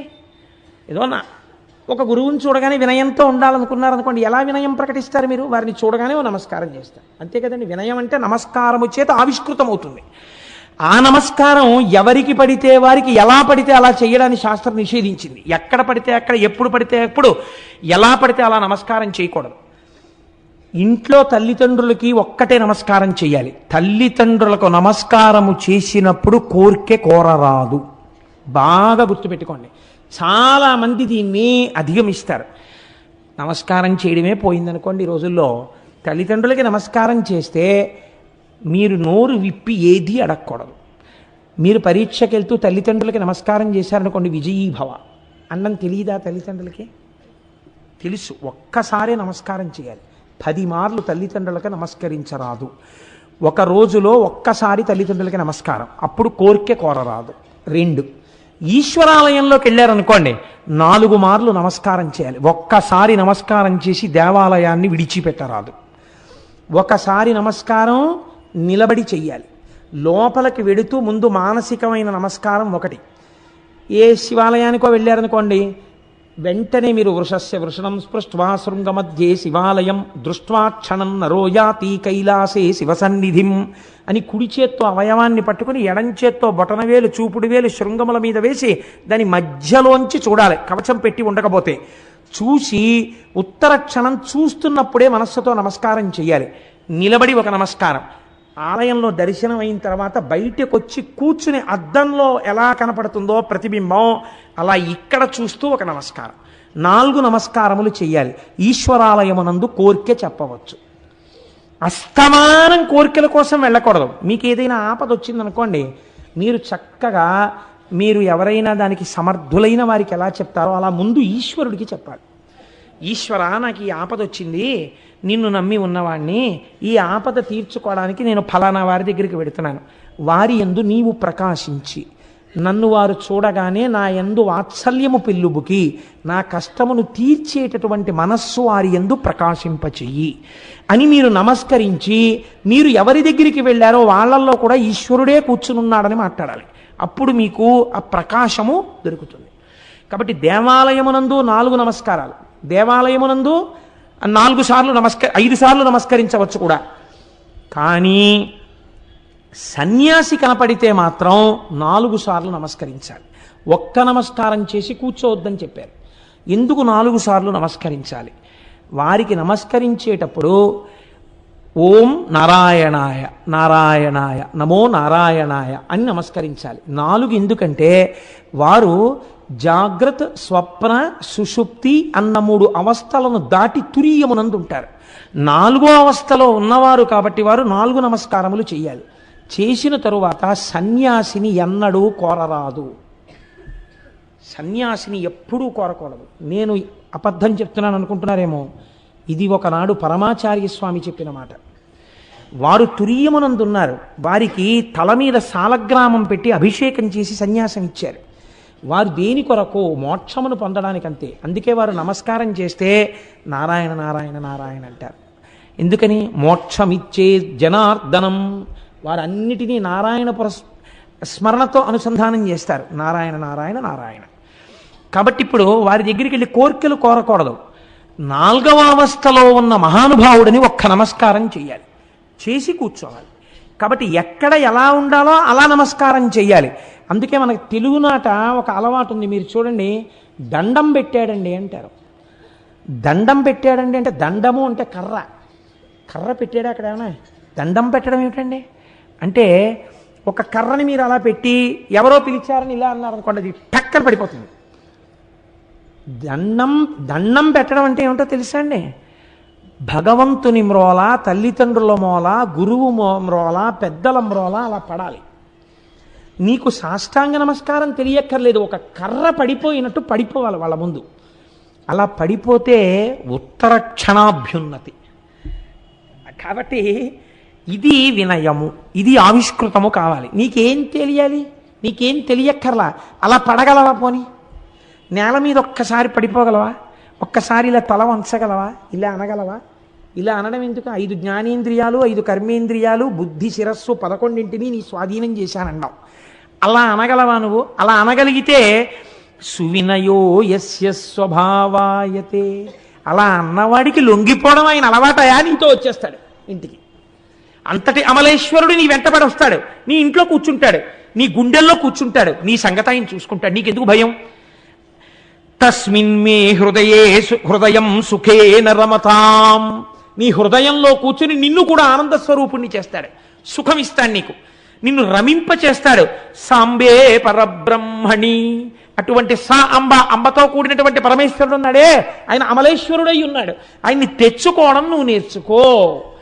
మనకి ఇటువంటి స్థితిని పొందినటువంటి వాళ్ళు నాయనార్లలో ఒక మహానుభావుడు ఉన్నాడు. ఆయన్ని అమర్నీతి నాయనారని పిలుస్తుంటారు. ఈ అమర్నీతి నాయనార్ది ఒక చిత్రమైనటువంటి స్వరూపం. ఎందుచేత అంటే ఈయన భగవంతుణ్ణి అపారమైనటువంటి భక్తితో కొలిచాడా అంటే భగవంతుణ్ణి కొలిచాడని మీరు చెప్పలేరు. ఆయన భాగవతుల్ని కొలిచాడు. ఇదో చిత్రం. భగవంతుణ్ణి కొలవడం గొప్ప, భాగవతుల్ని కొలవడం గొప్ప. అంటే భాగవతుల్ని కొలవడం చాలా గొప్ప. భగవంతుణ్ణి ప్రేమించిన కన్నా భాగవతుల్ని ప్రేమించిన వాడిని చూసి భగవంతుడు సంతోషిస్తాడు. నాకు ఉపకారం చేయడం కన్నా నా కొడుకు పరుసు ఎవరో కొట్టేసినప్పుడు అదేంటి స్టేషన్లో టికెట్ కొనుక్కోవడం ఎలా అని చెప్పి దిక్కులు చూస్తున్న నా కొడుకుని గుర్తుపట్టి, నువ్వు కోటేశ్వరరావు అబ్బాయి కదా, ఏం బాబు ఇలా నించున్నావు అంటే, ఎవరో పరుసు కొట్టేశారండి, ఆ పండక్కి ఇంటికి వెడదాం అనుకున్నాను, టికెట్ కొనుక్కోవడానికి డబ్బులు లేవు, ఎలాగా అని నిలబడిపోయాను, ఇక్కడ నాకు ఎవరు తెలియరంటే, పర్వాలేదులే నాయన నేను ఇస్తాను డబ్బులు, కొనుక్కో, మీ నాన్నగారు నాకు పరిచయం అయ్యా అని చెప్పేసి ఒక టికెట్ కొని ఇచ్చారనుకోండి. మా అబ్బాయి వచ్చి, నాన్నగారండి నిన్న నా పరుసు కొట్టేస్తే ఫలానా వారండి ఆయన నాకు టికెట్ కొనిస్తే వచ్చానన్నారు అనుకోండి, నా జీవితాంతం మీరు నాకు జ్ఞాపకం ఉంటారు. అంటే ఒక ఉదాహరణ చెప్పా, మా అబ్బాయికి అలా పరుసు పోవాలి మీరు టికెట్ కొనాలని నా ఉద్దేశం కాదు, లేకపోతే ఉపకారం చెయ్యమని నా ఉద్దేశం కాదు. కానీ తన వారికి చేసిన ఉపకారం తనకి బాగా జ్ఞాపకం ఉంటుంది. అందుకని ఈయన ఏం చేసేవాడంటే ఒక గొప్ప సత్రం కట్టాడు. భాగవతులందరూ కూడా అక్కడికి వచ్చి భోజనం చేసేవారు. చక్కటి భోజనం పెట్టేవాడు, వాళ్ళకి రోజు వస్త్రదానం చేసేవాడు. ఈ భాగవతులందరూ భగవంతుణ్ణి నమ్మినవారు కాబట్టి ఇవి నేను ఇవ్వడం వల్ల ఈశ్వరుడు ప్రీతి చెందుతున్నాడనేవాడు, అందుకు ఇస్తున్నాననేవాడు. పొంగిపోతుండేవాడు, పరమ సంతోషపడిపోతుండేవాడు.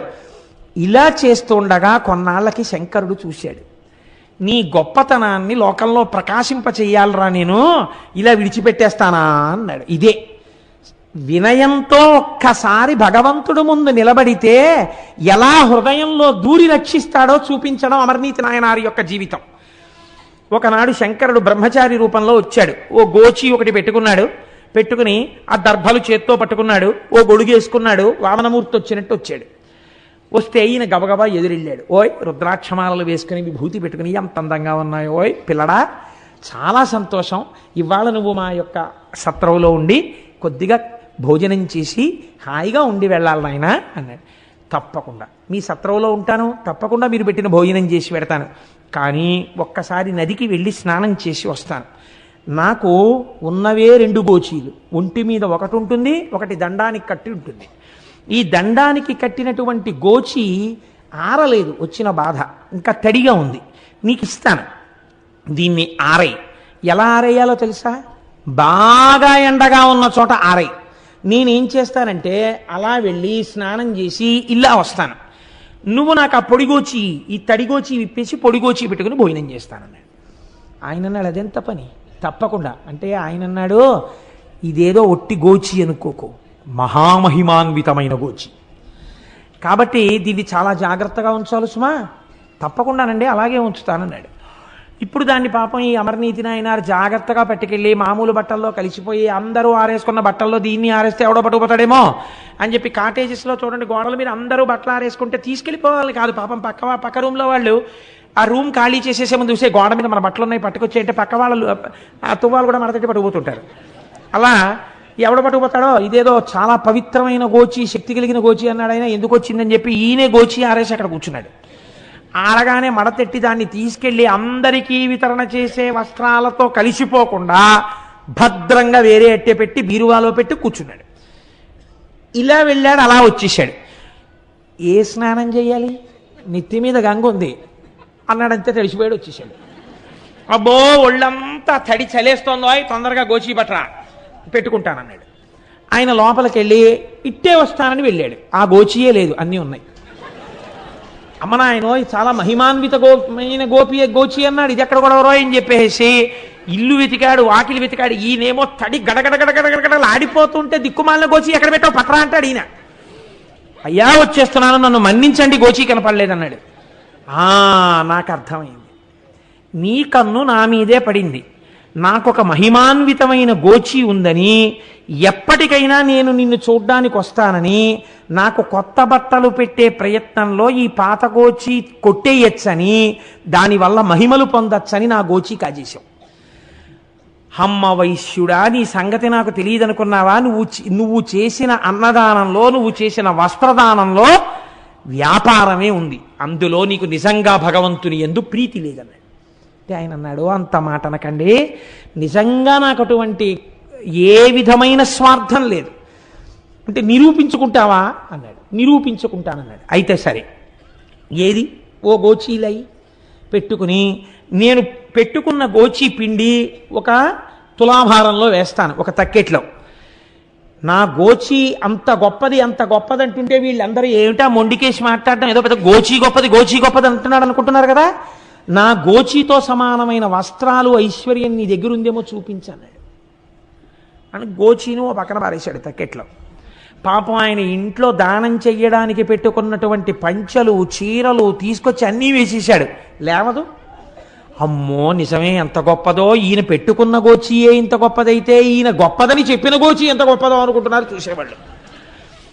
ఇంట్లో ఉన్న బంగారం తెచ్చేశాడు, వెండి తెచ్చేశాడు, స్థిరాస్తుల యొక్క పత్రాలు తెచ్చేశాడు, చరాస్తులు తెచ్చేశాడు, అన్ని తక్కెట్లో పెట్టేశాడు. ఇహ తోగలేదు. ఆలోచించాడు, ఓహో వచ్చినవాడు సామాన్యుడు కాడనుకున్నాడు. భార్యని పిలిచాడు, ఇద్దరు బిడ్డల్ని పిలిచాడు, రండి అన్నాడు.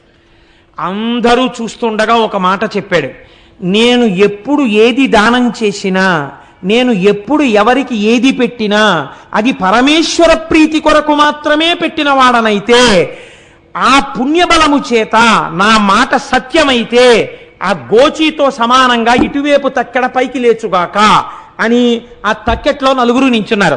ధన్మని గోచి ఉన్న వైపు కిందకి దిగిపోయింది, ఇది పైకి లేచిపోయింది. బ్రహ్మచారి అంతర్ధానం అయిపోయాడు. ఆ దేవాలయంలో ఆయన రోజు ఏ శంకరుణ్ణి ప్రార్థిస్తాడో ఆ పరమాత్మ నందివాహనారూఢుడై పార్వతీ సహితుడై సాకారంగా ప్రత్యక్షమయ్యాడు.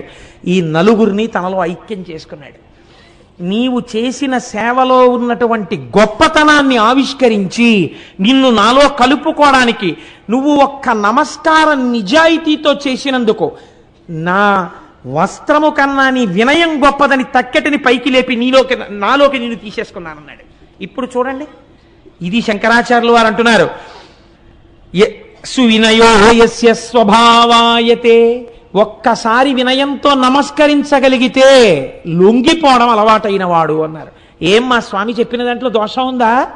అమర్నీతి నాయనారని ఒక నాయనారే ఉన్నారే దీనికి ప్రమాణంగా. కాబట్టి భగవంతుణ్ణి నమ్మినటువంటి వాడికి ఒక్కసారి ఆ క్షేత్రానికి వెళ్ళి, ఓంకార క్షేత్రం దగ్గరికి వెళ్ళి, ఆ ప్రణవలింగం దగ్గర, అమలేశ్వర లింగం దగ్గర ఎవరు శిరసు ఉంచి నమస్కరిస్తున్నారో వారికి అన్ని అభ్యున్నతులు కలుగుతాయి. ఆ వెనకనున్న చరిత్ర తెలుసుకుని ఆ లింగము యొక్క స్వరూపాన్ని అనుసంధానం చేసుకుని వినయంతో ఆ రెండిటిని ఇక్కడ పెట్టుకుని వెనక్కి తెచ్చుకోవడం మనకి చేతనవాలి. అలా అయిన నాడు మనం అభ్యున్నతిని పొందుతాం. అంత పరమోత్కృష్టమైనటువంటి స్వయంభూలింగము ఓంకారేశ్వర లింగము. కనుక ఈ ఓంకారేశ్వర లింగమునందు ఉత్సవాలు ఎలా ఉంటాయి, లేకపోతే పటాటోపం ఎలా ఉంటుంది, పూజ ఎలా ఉంటుంది, ఇది కాదు. ఇది అహంకార నిర్మూలనము, అభ్యున్నత కలిగినది. ఇది వినడం చేత, ఇది తెలుసుకోవడం చేత, దీన్ని దర్శించడం చేత జీవితానికి ఒక పదం నిర్దేశకమవుతుంది, ఒక కొత్త మలుపు తిరుగుతుంది. కాబట్టి కేవలం విన్నంత మాత్రం చేత, నేను ఒక మాట చెప్తాను, మీరేమనుకోకండి, నిజంగా ఓంకారేశ్వరం వెళ్ళామనుకోండి, అసలు ఇలా అనుసంధానం చేసుకోవాలని కానీ, దాన్ని ఇలా చూడాలని కానీ మనకి తెలియకపోవచ్చు. అక్కడికి వెళ్ళకపోయినా ఇక్కడ కూర్చుని మీరు దాన్ని మనస్సులో చూస్తున్నారనుకోండి, మీకు క్షేత్రముతో పాటు ఆ లింగం కూడా ఇప్పుడే ఇక్కడే మీ హృదయంలోకి వచ్చేసింది. అందుకే శివమహాపురాణంలోకి జ్యోతిర్లింగాల యొక్క చరిత్రని తీసుకురావడానికి కారణం అది. కాబట్టి ఇప్పుడు ఓంకారేశ్వరము మనం పూర్తి చేయగలిగాం ఈశ్వరానుగ్రహంతో. ఇప్పుడు మనం భీమేశ్వర జ్యోతిర్లింగ దర్శనం వైపుకి వెడదాం. ఈ భీమేశ్వర జ్యోతిర్లింగం గురించి ప్రార్థనా శ్లోకంగా ఒక మాట చెప్తారు. యోడాకినీశాకినికా సమాజై నిషేవ్యమాన పిచితాశనైశ్చ సదైవ భీమాదిపదం ప్రసిద్ధం తం శంకరం భక్తహితం నమామి. ఇక్కడ ఉండేటటువంటి శంకరుణ్ణి భీమలింగము అని పిలుస్తారు. భీమ అన్న నామం మీరు రోజు చదువుతున్నారు శివాష్టోత్తరంలో. ఈ భీమ అన్న నామం శివాష్టోత్తరంలో ఉంది, విష్ణు సహస్రనామ స్తోత్రంలో కూడా ఉంది. మీరు విష్ణు సహస్రం చదివేటప్పుడు ఈ భీమ అన్న నామం వస్తుంది. మీరు చూడండి, ఇది చాలా చిత్రాతి చిత్రమైనటువంటి స్వయంభూలింగం. ఆయన మీరు రమణాశ్రమంలోకి వెళ్ళగానే ఇటినరీ ఇస్తారు మీకు. ఇటినరీ అంటే ఏ నిమిషం నుంచి ఏ నిమిషం వరకు ఆశ్రమంలో కార్యక్రమాలు జరుగుతాయో ఆ ఇటినరీ ఇస్తారు. మీరు భోజనానికి ఎన్ని గంటలకు రావాలో, తాళాలు ఎవరిస్తారో, ఎవరు మిమ్మల్ని తీసుకెళ్లి రూమ్లో దింపుతారో అవన్నీ ఆయన చెప్తారు. చెప్పి మీ చేతికి తాళం చెవులు ఇస్తారు. వీళ్ళని ఆశ్రమంలో ఉండేటటువంటి విషయాల్ని నిర్దేశం చేసేవారు. మంత్రోపదేశం చేసిన గురువు ఉంటారు, వారిని బోధక గురువు అంటారు. మంత్రోపదేశం చేసిన గురువు మిమ్మల్ని కూర్చోపెట్టుకునేవి చెప్పక్కర్లేదు, కానీ మీరు ఏవి చదువుకుని నేర్చుకున్నా అవన్నీ ఆయన వల్ల ప్రకాశించినట్టే లెక్క శాస్త్రంలో. బోధక గురువు. ఈ బోధక గురువు కన్నా పై స్థాయిలో ఉంటారు వారు పరమ గురువు, చంద్రశేఖర బ్రహ్మచారి స్వామి వంటి మహాపురుషులు. ఇప్పుడు ఒక వ్యక్తి, ఒక శిష్యుడు చిన్నప్పుడు పాఠం చెప్పినటువంటి గురువుగారు కనపడగానే ఆయన దగ్గర దండల్లా పడతాడు. ఇప్పుడు ఇద్దరూ కలిసి నడుస్తున్నారు అనుకోండి, వీళ్ళిద్దరికీ ఆశ్రమంలో విషయాలు చెప్పినటువంటి గురువు కనపడ్డాడు అనుకోండి, ఆయన దగ్గర వీళ్ళిద్దరూ దండల్లా పడిపోతారు, ఇద్దరూ పడిపోతారు దండల్లాగా. ఇప్పుడు వీళ్ళ ముగ్గురు నిలబడి ఉన్నారనుకోండి, ఈయనకి మంత్రోపదేశం చేసిన గురువు వచ్చారనుకోండి, వీళ్ళ ముగ్గురు ఆయన ముందు పడిపోతారు దండల్లా. ఇప్పుడు వీళ్ళ నలుగురు నిలబడి ఉన్నారనుకోండి, పరమగురు వస్తున్నారనుకోండి, వీళ్ళ నలుగురు ఆయన ముందు పడిపోతారు. ఇలా పరమగురువు మాత్రం అలాగే నిలబడి ఉంటాడు. మహిమోన్నతమైనటువంటి స్థాయిలో పరమగురువులు ఉంటారు. కనుక గురువుల యొక్క మెట్లు ఏ స్థాయిలో ఉంటాయో మనకి ఇక్కడ ఉండేటటువంటి చిత్రం కూడా అలాగే ఉంటుంది. ఇక్కడ ఉండేటటువంటి చిత్రము అంటే ఒక విషయాన్ని మీరు అర్థం చేసుకోవాలి. ఇప్పుడు చూడండి, నోటి మాట చెప్పనక్కర్లేకుండానే ఒక స్థాయి గురువు దగ్గర మోకరిల్లిపోతున్నాడు. ఇందులో మీరు ఈయన ఇంకా అయితే చాలా తక్కువవాడండి, ఆయన గొప్పవాడడానికి ఏముండదు, ఎవరి గొప్పతనం వారికి ఉంటుంది. ఉంటూనే ఒకరి దగ్గర ఒకరి వినయంతో పడిపోతుంటారు. ఇది భీమశబ్దం చేత మీరు అన్వయం చేయాలి, అంతేకాని అర్థం లేకుండా దాన్ని అన్వయం చేస్తే తప్పైపోతుంది. ఇప్పుడు మీరు చూడండి, ఉదాహరణకి అగ్నిహోత్రుడు పనికిమాలిన వాడని మీరు చెప్పకూడదు. అగ్నిహోత్రుడు చాలా గొప్పవాడు. ఒక ఆఫీసర్ గారు ఉన్నారనుకోండి, ఒక డిస్ట్రిక్ట్ లెవెల్ ఆఫీసర్ గారు ఉన్నారు. ఆ డిస్ట్రిక్ట్ లెవెల్ ఆఫీసర్ గారి దగ్గరికి ఒక సెక్రటరీ వచ్చాడు అనుకోండి, సెక్రటేరియట్ నుంచి. ఈయన లేచి ఆయనకి నమస్కారం చేస్తాడు. ఆయనకి కార్ డోర్ లాగి రండి కూర్చుందామని కారులో తీసుకెళ్తాడు. ఇప్పుడు డిస్ట్రిక్ట్ లెవెల్ ఆఫీసర్ ఆయనకి గౌరవించాడు, ఆయనకి చీఫ్ సెక్రటరీ కనపడితే ఆయనకి నమస్కారం చేసి రండి కారులో కని ఈయన కారు ఎక్కించుకుని ఈయన ముందు సీట్లోకి వెళ్ళిపోతాడు. ఇప్పుడు వీళ్ళ ముగ్గురికి ఈ జిల్లాకి సంబంధించిన మంత్రి కనపడ్డాడు అనుకోండి, ముగ్గురు నమస్కారం చేసి ఇందులో ఉన్న పెద్ద ఆయన పక్కన మంత్రి గారు కూర్చుని, రెండో ఆయన ముందు సీట్లో కూర్చుని, మూడో ఆయన వెనక కారులోకి వెళ్ళిపోతాడు. ఇప్పుడు ముఖ్యమంత్రి గారు వచ్చారనుకోండి, ఇప్పుడు ఇందులో రెండో ఆయన వెనక్కి వెళ్ళిపోయి వీళ్ళ ముగ్గురు ముందు కారులో కూర్చుంటారు. గవర్నర్ గారు కూడా వచ్చారనుకోండి, గవర్నర్ గారు ముఖ్యమంత్రి గారు కూర్చుని ఇంకో ఇద్దరు వెనక్కి వెళ్ళిపోతారు కదండి. అంత మాత్రం చేత వాళ్ళ అధికారాలు పాడైపోయాయా? అలా మీరు చెప్పకూడదు. అది మర్యాద. చెప్పగలరు పైవారు, వారు స్వతంత్రంగా నువ్వు ఈ పని చెయ్యి అంటారు. వారి గొప్పతనాన్ని దృష్టిలో పెట్టుకుని వీరు చేస్తారు, కానీ అంత మాత్రం చేత వాడు చేతకానివాడు కాడు. అది వినయంతో తన అధికారాన్ని బాధ్యతగా మార్చుకుని చేస్తున్నాడు పైవాడి మీద గౌరవంతో. అది ఆయన గౌరవాన్ని చెప్తుంది, పైవాడి గౌరవాన్ని చెప్తుంది, కిందవాడి వినయాన్ని కూడా చెప్తుంది.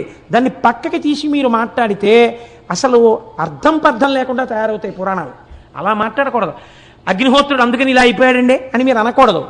లింగపురాణం చిత్రమైన మాట చెప్తోంది. వాయువు యొక్క పేరేమి, అది ఎలా మాట్లాడిందో చూడండి. ఆయన్ని వాయుహు అనలేదు, ఆయన గురించి ఏమందంటే ప్రభంజన అంది. ప్రభంజన అంటే ఆయన గట్టిగా వీస్తే పెద్ద పెద్ద మహావృక్షాలు కూడా కూకటి వేళ్లతో కింద పడిపోతాయి, విరగ్గొడతాడు కాబట్టి ప్రభంజనుడు.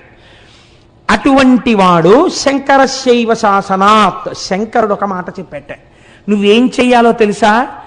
జీవుల యొక్క కార్యములన్నీ నువ్వే నిర్వర్తించాలి వాళ్ళల్లో ఉండి చెయ్యి అన్నట్టు. అదేంటంటే వాళ్ళల్లో ఉండి నేను చేయడం ఏమిటంటే ఆ పనులన్నీని అని అనలేదుట. వెంటనే తను చేయడానికి లోపలికి వెళ్ళాడు. ఎలా వెళ్ళాడు అంటే దానికి ఒక అందమైన సమన్వయం చేసింది శాస్త్రం. మన యందు 10 వాయువులు ఉంటాయి. ప్రాణ, అపాన, వ్యాన, ఉదాన, సమాన, నాగ, కూర్మ, కృకర, ధనంజయ, దేవదత్తములు అంటారు వీటిని. మీరు చాలా జాగ్రత్తగా అర్థం చేసుకోండి. ఇది మీకు అర్థమైతే మీ జీవనం యొక్క స్థితే మారిపోతుంది. ప్రాణము, ప్రాణం అంటే కదలిక కలిగినది.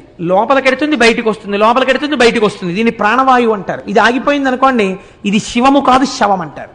ఇప్పుడు ప్రాణము. రెండవది అపానము. అపానవాయువు ఏం చేస్తుందంటే మీరు తిన్న పదార్థాన్ని జీర్ణం చేయడంలో ఉపయోగపడి ఒకవేళ లోపల సున్నితమైన ప్రేగుల్ని పాడు చేయగలిగిన పదార్థములుంటే వాటి వ్యగ్రతని తగ్గించడానికి వాటి వ్యగ్రతని పట్టుకుని అధోముఖంగా కిందకెడుతుంది. కాబట్టి దాన్ని అపానవాయువు అని పిలుస్తారు. మూడవది వ్యానవాయువు. వ్యానవాయువు మీ శరీరము వంగడానికి ఉపయోగిస్తుంది. ఈ తల ఇలా ఉందనుకోండి, ఈ తల ఇలా వంగాలంటే వాయు సహాయంతో వంగుతుంది. ఈ చెయ్యి ఇలా వంగాలనుకోండి, వాయు సహాయము చేతనే వంగుతుంది. అందుకే వాయు సంబంధము వాత సంబంధము. పక్షవాతం వచ్చిందండి అంటారు. పాక్షికంగా ఇంకా శరీరం వంగడం ఆగిపోతుంది. కాబట్టి వాయు సంబంధమే వాత సంబంధం అవుతుంది. కాబట్టి ఇప్పుడు ఏమైంది, లోపల ఉన్న వ్యానవాయువు వలన శరీరము ఎక్కడెక్కడ వంగాలో అక్కడక్కడ వంగుతుంది. అక్కడ వాయువునందు దోషం అయిందనుకోండి, అక్కడ వంగదు. వంగకపోతే ఏదో దోషం వచ్చిందనమాట. శివుని యొక్క అనుగ్రహము అక్కడ తగ్గిందనమాట. ఏదో వృద్ధాప్యం వచ్చేసిన తర్వాత ఏదో నొప్పులు వస్తే నేను దానికి చెప్పట్లేదు. రాకూడని వయసులో రాకూడదు. వృద్ధాప్యం వచ్చిన తర్వాత ఎవరికైనా వస్తుంది, దానికి దోషం పట్టక్కర్లేదు. చాలా చిన్నతనంలో మోకాళ్ళ నొప్పులు వచ్చేస్తాయి. నువ్వు జాగ్రత్తగా కూర్చుని 11 సోమవారాలు అభిషేకం చేయించుకొని చెప్పాలి అప్పుడు. కాబట్టి ఇప్పుడు ఏమైంది, వాయు సంబంధంలో దోషం వచ్చింది. వంగవలసినవి వంగట్లేదనమాట. నేను కూర్చోలేనండి బాసిం పెట్టేసుకునంటే నువ్వు ఎందుకు కూర్చోలేవు? మా దొరగారు కూర్చోట్లే, కూర్చోగలగాలి. కాబట్టి వ్యానవాయువు, ప్రాణ, అపాన, వ్యాన, ఉదాన, ఇది ఒక చిత్రమైనటువంటి వాయువు. ఈ వాయువుకే విశ్వకర్మ అని పేరు. ఎటువంటి ప్రాణిగా తానున్నాడో, ఏ రూపముతో తానున్నాడో అటువంటి రూపము కలిగినటువంటి వేరొక ప్రాణి తన యొక్క తేజస్సు నుండి ఉద్భవించడానికి వీలుగా తన శరీరములోనే ఉన్నటువంటి కొన్ని అవయవముల యందు మార్పు కలిగించగలిగినటువంటి వాయువుకి ఉదాన వాయువు అని పేరు. ఈ ఉదాన వాయువు వలన శరీరములో ఉన్న కొన్ని స్థానముల యందు చిన్న చిన్న మార్పులు జరుగుతాయి. అప్పుడు గర్భధారణ జరిగి ప్రత్యుత్పత్తి జరుగుతుంది. మనిషికి మనిషి, కుక్కకి కుక్క, పిల్లికి పిల్లి అలా పుడతాయి. కాబట్టి ఇప్పుడు ఉదానము అన్న పేరుతో సృష్టి జరుగుతోంది. ప్రాణ, అపాన, వ్యాన, ఉదాన, సమాన. సమాన రూపంలో ఒక వాయువు ఉంటుంది లోపల. మీరు అన్నం తినేసి పడుకున్నారు. పడుకుంటే ఈ వెంట్రుకలు, ఇన్ని వెంట్రుకలు ఉన్నాయి నా తల మీద. ఏదో తలనీలాలు వెంకటాచలపతికి సమర్పించి వచ్చాను. ఇందులో ఏదో ఇక్కడ వెంట్రుకలు ఒక్కటే ఓ పుంజీడు వెంట్రుకలు పెరుగుతూ మిగిలిన వెంట్రుకలు పెరగడం మానేశాయి అనుకోండి. అప్పుడు నాకు ఇటుపక్క నుంచో జటములిచ్చినట్టు ఉంటుంది. తెల్లవారి లేచి మిల్లీమీటర్లతో కొలిస్తే నా తల మీద వెంట్రుకలన్నీ సమానంగా పెరుగుతాయి. నా పెరుగుదల యందు నా చేతులు సమానంగా పెరిగాయి, నా వేళ్ళు సమానంగా పెరిగాయి, నా గోళ్ళు సమానంగా పెరుగుతాయి, నా కాళ్ళు సమానంగా పెరిగాయి. ఓ కాలు పెరిగి ఓ కాలు పెరగకపోతే చేతులు సమానంగా పెరుగుతాయి. ఎవరు పెంచుతున్నారు దీన్ని? శంకరాజ్ఞ ప్రకారము వాయువే సమాన వాయు రూపంలో ఉండి సమానంగా శరీరాన్ని పెంచుతోంది. ప్రాణ, అపాన, వ్యాన, ఉదాన, సమాన, నాగ. తినవలసిన పదార్థం కన్నా ఎక్కువ మీరు తినేస్తున్నారు అనుకోండి, జీర్ణం చేయడం కష్టం, లోపల గాలి తిరగదు. కాబట్టి అంత తినకు అని త్రేణుపు వస్తుంది లోపల నుంచి గాలి. త్రేణుపు రూపంలో చెప్తాడు ఇక తినవద్దు అని. దానికి నాగమని పేరు. కూర్మము అని ఒక వాయువు ఉంటుంది. ఈ కూర్మమన్న వాయువు శరీరంలో మిగిలిన వాయువుల్లా కొద్దిగా స్తబ్దంగా ఉండడానికి వీల్లేదు. ఈ వాయువు చాలా ఎలర్ట్గా ఉంటుంది. ఎక్కడుంటుంది? కనురెప్పను ఆశ్రయించి ఉంటుంది. ఇది కంటి దగ్గరికి ఇలా పురుగు వచ్చిందనుకోండి, టక్కన పడిపోవాలి కనురెప్ప. చెయ్యి కొంచెం దోమ కుడుతోందని ఇలా మెల్లిగా వస్తే ఇబ్బంది లేదు. స్పీడ్గా దోమను కొట్టారనుకోండి, దోమ ఎగిరిపోతే మన తొడ మీద దెబ్బ తగులుతుంది. కనురెప్ప నేను మెల్లిగా వేసుకుంటాను, గట్టిగా వేసుకోవాలంటే ఇబ్బంది. అందుకని కనురెప్ప పడుట యందు కూర్మవాయువు ఉంటుంది. లేదు, శరీరం అంతటా కాంతి రూపంలో కూర్మవాయువు ఉంటుంది. అందుకే కూర్మవాయువు ముందు వెళ్ళిపోతుంది. బంగారు చెట్లు కనపడుతున్నాయంటారు, మృత్యు వచ్చే ముందు ఆయనకి ప్రేతకళ వచ్చేసిందండి అంటారు. మెరుపులో వస్తుంది, వస్తే ప్రేతకళ అంటారు. అంటే కూర్మవాయువు వెళ్ళిపోయింది. కూర్మము కాంతి రూపంలో ఉంటుంది. కృకరము అని ఒకటి ఉంటుంది. తినవలసిన వేళకి తినకపోతే అబ్బాయి నువ్వు తిను తిను తిను అనే ఆకలి రూపంలో మంట పుట్టిస్తుంది ఒక వాయువు. దాన్ని కృకర వాయువు అంటారు. ధనంజయము ఒక వాయువు ఉంటుంది. ఇది శరీరము పడిపోయిన తరువాత ఒకవేళ అంత్యేష్టి సంస్కారం చేసేవాళ్ళు లేరనుకోండి, మనుష్యుల కంటే చేస్తారు. ఓ కుక్క చచ్చిపోయింది, ఏం చేస్తారు? తాడు గట్టి లాక్కెళ్ళి వీధిలో పారేస్తారు. ఇప్పుడు ఎవరు చెయ్యాలి దానికి అంత్యేష్టి సంస్కారం? ఒక వాయువు ఉంటుంది. వాయువు ధనంజయ వాయు రూపంలో లోపలే ఉండి ఇప్పుడు ఈ శరీరం ఉబ్బిపోయేటట్టు చేసేస్తుంది. 4 రోజులు పోయేటప్పటికి చూడండి, కుక్క పొట్ట ఇంత ఉబ్బిపోయి పెటిల్ని పేలిపోతుంది. పేలిపోయి అందులో ఉన్న పంచభూతములు పృథివిలోకి, జలము జలములోకి, ఆకాశం ఆకాశములోకి, వాయువు వాయువులోకి, అగ్ని అగ్నిలోకి వెళ్ళిపోతుంది. అంటే పంచభూతములలోకి కలిపేస్తుంది. కాబట్టి ధనంజయ వాయువు శరీరములను పంచభూతములతో కలుపుతుంది. దేవదత్తము చిట్ట చివరి వాయువు. ఒరే నీ ఇంద్రియాలు అలిసిపోయాయిరా, నీ మనస్సు అలిసిపోయింది, ఇంకా నువ్వు కొంతసేపు నిద్రపోతే తప్ప నీ ఇంద్రియములకు మనస్సునకు ఉపశాంతి లేదు. కాబట్టి నువ్వు పడుకో పడుకో అని ఆవలింత రూపంలో వస్తుంది వాయువు. ఆ ఆవలింతకే దేవదత్తమని పేరు. ఇప్పుడు ప్రభంజనుడై విరగొట్టగలిగినటువంటి వాయువు మీ శరీరము నిలబడడానికి 10 రకములైనటువంటి కర్మలను లోపలుండి నిర్వహిస్తున్నాడు. ఆయన ఇవి చెయ్యకపోతే మన బతుకే లేదు. అందుకే శాస్త్రం అంది నమస్తే వాయోత్తమేవ ప్రత్యక్షం బ్రహ్మాసి అంది. ఇది సనాతన ధర్మంలో గొప్పతనం. కాబట్టి ఇప్పుడు వాయువు ఏం చేశాడు? ఎవరి ఆజ్ఞ వలన అన్నిటిని విరగ్గొట్టగలిగిన వాడు ఒక్కసారి ఇట్నింటి ఇటు వీస్తే కళ్ళకిందులు చెయ్యగలడో అటువంటి వాడు లోపలుండి వంగడానికి ఉపయోగపడి ఆకలేస్తోందని చెప్పి, దాహం వేస్తోందని చెప్పి, పడుకోమని చెప్పి ఇవి చెప్తున్నాడు. ఏం కర్మ? ఆయన మాట ఈయన విన్నాడు. 2 అగ్ని. అగ్ని అలా వెళ్ళింది అనుకోండి, అంతా బూడిదే. అటువంటి అగ్ని 3 పనులు చేస్తోంది శంకరుడి ఆదేశం ప్రకారం. ఏమిటా 3 పనులు? 1, యజ్ఞము జరుగుతున్నప్పుడు దేవతలకి హవిస్సు పట్టుకెళ్ళాలి. రేపు సుబ్రహ్మణ్యేశ్వర స్వామి వారికి హోమం చేస్తాం, హవిస్సు ఎవరు తీసుకెళ్ళాలి? అగ్నిహోత్రం తీసుకెడుతుంది. 1, ఇంకోళ్ళకి అన్నం క్యారేజీలు పట్టుకెళ్ళి ఇస్తూ ఉండడం. ఎందుకు చేశాడు? శంకరస్య ఇవశాసనాత్. అంత చేత తక్కువ వాడిని కాదు, మహానుభావుడు హవ్యవాహనుడు. శ్రియమిచ్చేత్, ఆయన వలన ఐశ్వర్యం వస్తుంది. కాబట్టి 1 యజ్ఞం, 2 పితృదేవతలకి ఆ పిండం పెట్టాలి. ఎలా పెడతారు? అగ్నిహోత్రం చేసి పిండం పెట్టాలి. కాబట్టి పితృదేవతలకి పిండం వెళ్ళేటట్టుగా చెయ్యగలిగినటువంటి పని అగ్నిహోత్రుడు చేస్తున్నాడు. 3 చాలా, ఇంకా అంతకన్నా ఉపకారం ఎవరు చెయ్యరండి ప్రపంచంలో. ప్రతి ఇంటిలో ఉన్న మొదటి వంటవాడు అగ్నిహోత్రుడే. అందుకే పూర్వం స్నానం చేస్తే తప్ప అగ్నిహోత్రాన్ని వెలిగించేవారు కాదు. ఎందుకో తెలుసా అండి? లోకాల్ని కాల్చెయ్యగలిగినటువంటి వాడు ఈశ్వర శాసనం ప్రకారం అంత వినయంతో నీ ఇంట వంటవాడిగా వెలుగుతున్నాడు. ఆయన వెలగకపోతే నీకు అన్నం లేదు, కూర లేదు, పచ్చడి లేదు. అంతటి మహానుభావుడు హవ్యవాహనుడు. ఆయనని నువ్వు కంటితో చూస్తున్నావు. నీ ఇంటి ఐశ్వర్యం ఆయనలోంచి వస్తోంది. ఇష్టం వచ్చినట్టు స్నానం చెయ్యకుండా, శౌచం లేకుండా అగ్నిహోత్రం మీద పచనం చేసేవారు కాదు పదార్థం. అందుకే పూర్వం ఇంట్లో ఉన్న వాళ్ళందరికీ సంస్కారం ఎందుకుండేదో తెలుసా అండి? అంత గొప్ప గొప్ప వాళ్ళుగా, అంత మంచి వాళ్ళుగా ఎందుకుండేవారో తెలుసా అండి? నాకు తెలుసు.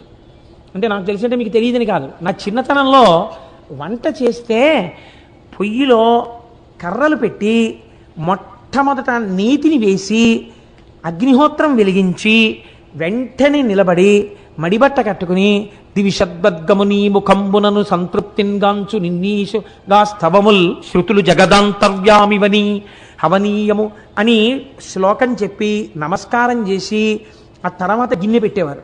మళ్ళీ అన్నమంతా వండేసిన తర్వాత మహానైవేద్యానికి పంపించేసే ముందు కొంచెం అన్నం తీసి నేతిలో ముంచి అగ్నిహోత్రంలో వేసి తర్వాత కట్టెల్లాగేవాడు. ఆ అన్నం ఆ రోజుల్లో అలా వండిన అన్నం తిన్నాం కాబట్టి ఇంకా 4 శ్లోకాలు చెప్పగలుగుతున్నానేమో. లేకపోతే ఎక్కడి నుంచి వస్తుంది ఆ సంస్కారం? కాబట్టి సంస్కారం ఎక్కడి నుంచి వస్తుందంటే, మంచి బుద్ధి ఎక్కడి నుంచి వస్తుందంటే, ఈ దేశంలో ఇంతమంది మహనీయులు ఎందుకు పుట్టారంటే తల్లి వండిన అన్నంలో ఆ గౌరవం ఉంది. పోనీ అంత గౌరవం ఆ స్టవ్లో, ఆ గ్యాస్ స్టవ్లో నెయ్యి పొయ్యలేను కదండి, పెడాబోయిరి. కనీసం స్నానం చేసిన బట్టతో, నేను క్షమించండి ఒక్క మాట చెప్తే ఏమనుకోకండి, మీరు సాధారణంగా ఇవాల్టి రోజుల్లో స్నానం గృహిణి ఎప్పుడు చేస్తుందంటే, ఇంటి యజమాని పలహారం కూడా అయిపోయి వెళ్ళిపోయిన తర్వాత యజమానురాలు స్నానం చేస్తుంటారు. ఎందుకనంటే ఆ ఇంట్లో జరిగినటువంటి పనులన్నీ యజమానురాలి స్నానానికి ముందే జరిగాయి. నన్ను క్షమిస్తే ఈశ్వరుడికి అందిన నైవేద్యం కూడా ఆవిడ అలాగే వండిపెట్టేది. ఏమిటి శౌచం? ఇంట్లో పిల్లలకి సంస్కారాలు రమ్మంటే ఎక్కడి నుంచి వస్తాయి? దేశానికి అభ్యున్నతి రమ్మంటే ఎక్కడి నుంచి వస్తుంది? మనుష్యుల మనస్సులు బాగుండాలంటే ఎందుకు బాగుంటాయి?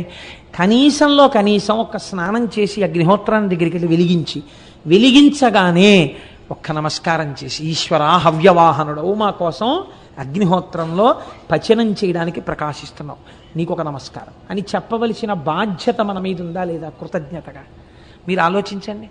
ఇది నేర్చుకోమని చెప్తోంది శాస్త్రం. ఇలా శాసించిన వాడు ఒకడున్నాడు, వాడి వలన ఆయన వింటున్నాడు నీ మాట, అతైన కర్మ. కాబట్టి ఇప్పుడు ఈ 3 పనులు ఆయన చేస్తున్నాడు. హవ్యం మహతి దేవానాం కవ్యం కవ్యాసినామపి పాకంచ కురుతే వహ్ని శంకరశైవ శాసనాత్. పాకంచ కురుతే వహ్ని, నీకు వంట చేసి పెడుతోందయా? ఈ 3 పనులు చెయ్యవలసిన అవసరం లేని అగ్ని వాయువు చేస్తున్నారు. వాళ్ళిద్దరూ ఒకరి పక్కన ఒకరు ఉంటే అసలు ఏమైనా చేసేస్తారు. నీ ఇంట్లో ఇద్దరు ఒకరి పక్కన ఉండి కూడా ఎందుకు ఏమీ చేయట్లేదో తెలుసా? ఆయన శాసనాన్ని బట్టి పూజా మందిరంలో నువ్వు ఆయనకి నమస్కరిస్తావు కాబట్టి ఇక్కడ ప్రమాదం లేకుండా వాళ్ళిద్దరిని అలా నిలబెడుతున్నాడు ఆయన. ఏం నీకు కృతజ్ఞత ఉండక్కర్లా? ఇది భీమహ. ఇలా నిలబెట్టిన వాడెవడో, ఎవడు శాసించగలిగాడో, ఎవడు నిన్ను నిలబెట్టాడో జ్ఞాపకం చేసుకో. నువ్వు నమస్కరించవద్దా ఆయనకి? వాడు భీమహ, వాడు ఎదురులేని శాసనం ఉన్నవాడు. ఇప్పుడు ఆ జ్యోతిర్లింగం ఎందుకు వచ్చింది భీమ నామంతో అంటే, శివమహాపురాణంలో అన్నారు, పూర్వకాలమునందు సహ్యపర్వత శిఖరముల మీద 2 రాక్షసులు ఉండేవారు. ఆయన పేరు కర్కటుడు, ఆయన భార్య పేరు పుష్కసి. ఈ కర్కటుడు పుష్కసి అన్న వాళ్ళకు రాక్షసి పిల్ల పుట్టింది, అంతే కదా, ఎవరికి వాళ్ళే కదా పుట్టాలి. రాక్షసి పిల్లకి కర్కసి. రాక్షసి పిల్లగా ఉంటుంది అంటే రాక్షసి అయింది, చాలా పెద్దదైంది. నేను ఎందుకు ఈ మాట్లాడుతున్నానో మీరు గమనించి ఉండాలి. స్నానం చెయ్యకుండా, శౌచం లేకుండా అగ్నిహోత్రాల దగ్గరికి వెళ్ళి వంట చేసేవాళ్ళు పుష్కసి అయితే వాళ్ళ కడుపున పుట్టిన వాళ్ళు రాక్షసిలే అవుతారు, అత్తవారింటిని కూడా నాశనం చేయడానికి ఈ సంస్కారంతో కదండి. కాబట్టి కర్కసి వాళ్ళ కడుపున పుట్టి కర్కసి పెరిగి పెద్దదవుతాడు. పెరిగి పెద్దదై యవ్వనంలోకి వచ్చింది. ఈ అమ్మాయికి తగిన సంబంధం చూడాలి. తగిన సంబంధం అంటే ఏంటి? అగ్నిహోత్రానికి నమస్కరించేవాడు ఎందుకు? అగ్నిహోత్రం చేసేవాడు, సంధ్యావందనం చేసేవాడు ఈవిడికి ఎందుకు? మన గుడుకుమని మింగేస్తుంది. అందుకని ఈవిడికి తగిన వాడంటే ఈవిళ్ళే ఉండేవాడు వాడు కావాలి. అందుకని అలాంటి వాడిని ఒకడిని వెతికారు. ఎవరు? వాడు విరాధుడు. రావణాసురుడి ఆజ్ఞలు పరిపాలన చేస్తుంటాడు వాడు. రామాయణ అరణ్యకాండలో మీరు విన్నారు కదా, ఆ విరాధుడు 14,000 మంది రాక్షసులతో అక్కడ మనకి అరణ్యవాసంలో కనబడతాడు. ఆ విరాధుడన్న రాక్షసుడికి ఇచ్చి పెళ్లి చేశారు. పెళ్లి చేస్తే రామచంద్రమూర్తి అరణ్యవాసానికి వచ్చి ఆ విరాధుడిని సంహరించాడు. ఆ విరాధుడు అరణ్యవాసంలో ముందుకెడుతున్నప్పుడు ఒక చోట కనబడతాడు. ఆ గోతిని తవ్వినటువంటి రాక్షసులు వీళ్ళందరూ ఆ విరాధుడిని రామచంద్రమూర్తి సంహరించారు. ఈవిడికి వైధవ్యం వచ్చింది. ఇప్పుడు ఈవిడికి బాధ కలిగింది. ఎంత రాక్షసుడైనా మొగుడు కదండి, ఇద్దరం కలిసి ఎన్ని తప్పుడు పనులు చేసేవాళ్ళం అని అంటారేంటి? ఇద్దరం కలిసి ఎన్ని మంచి పనులు చేసామంటారు. ఒక్కనాడు సంధ్యావందనం అక్కర్లేకుండానే టిఫిన్ చేసేయచ్చు. ఒక్క పూజా మందిరంలో నమస్కారం పెట్టకుండా 2 గంటలు పేపర్ చదువుకోవాలి.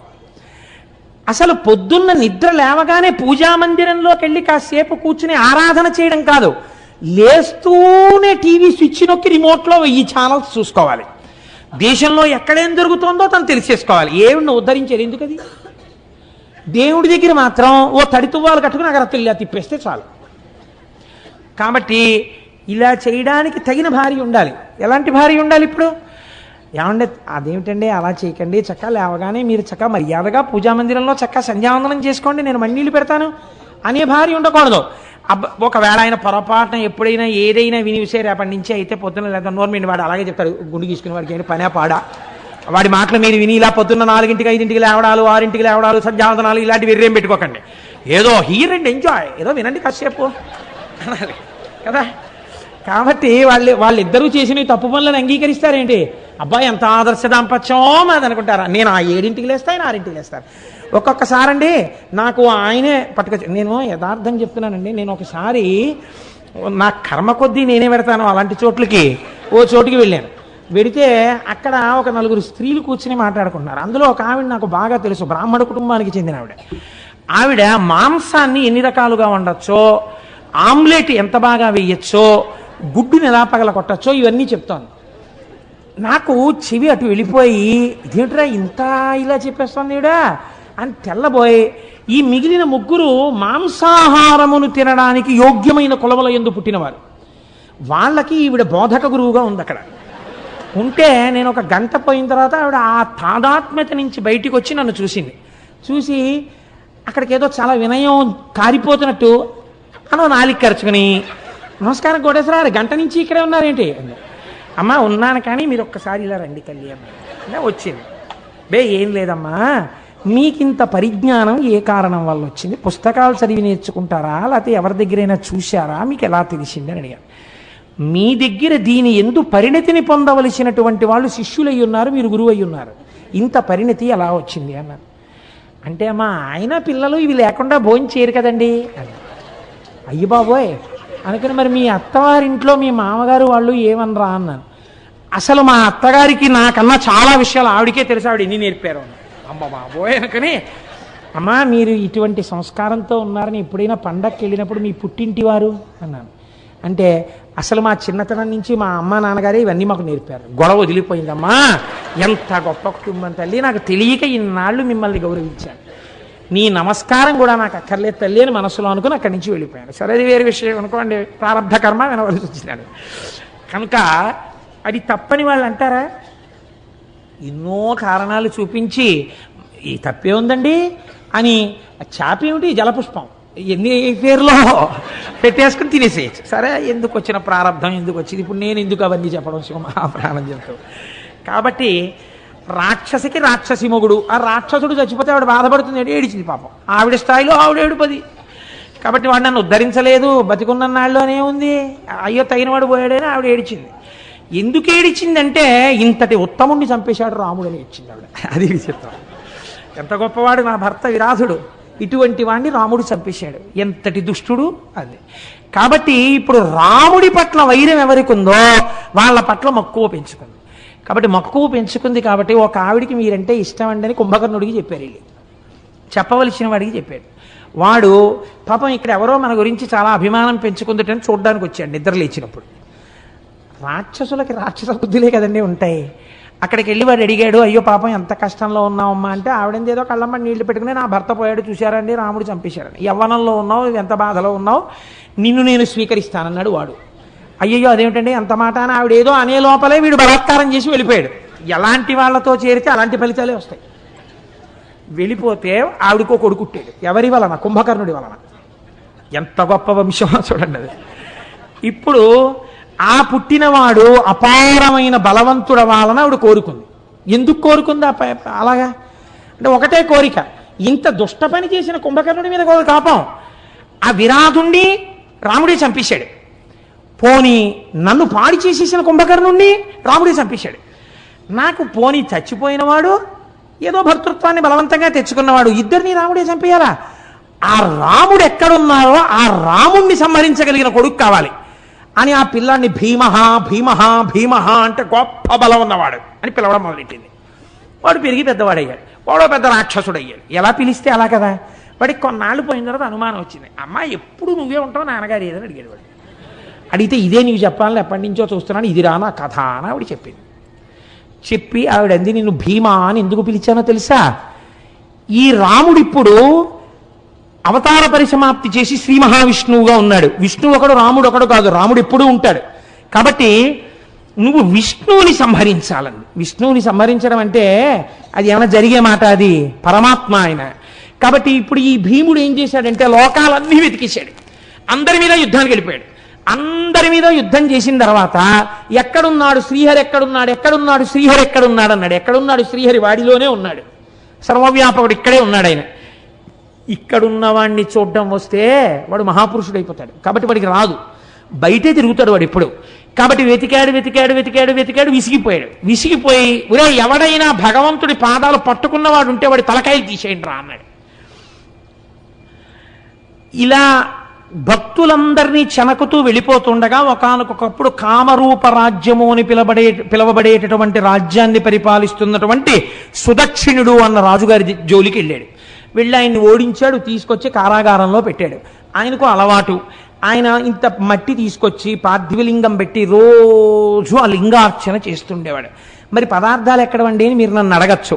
రత్నైకల్పితమానసం హిమజలై స్నానంచ దివ్యాంబరం నానారత్న విభూషితం మృగమదా మోదాంకితం చందనం జాజీ చంపక బిల్వపత్రచితం పుష్పంచ ధూపం తథా దీపం దేవదయాని దేవ పశుపతే హృత్కల్పితం గృహ్యతాం. శంకరాచార్యులు వారు చెప్పారు కదా, మనస్సుతోనే అన్నిటినీ సృష్టించి ఆయన శివపూజ చేస్తుండేవాడు.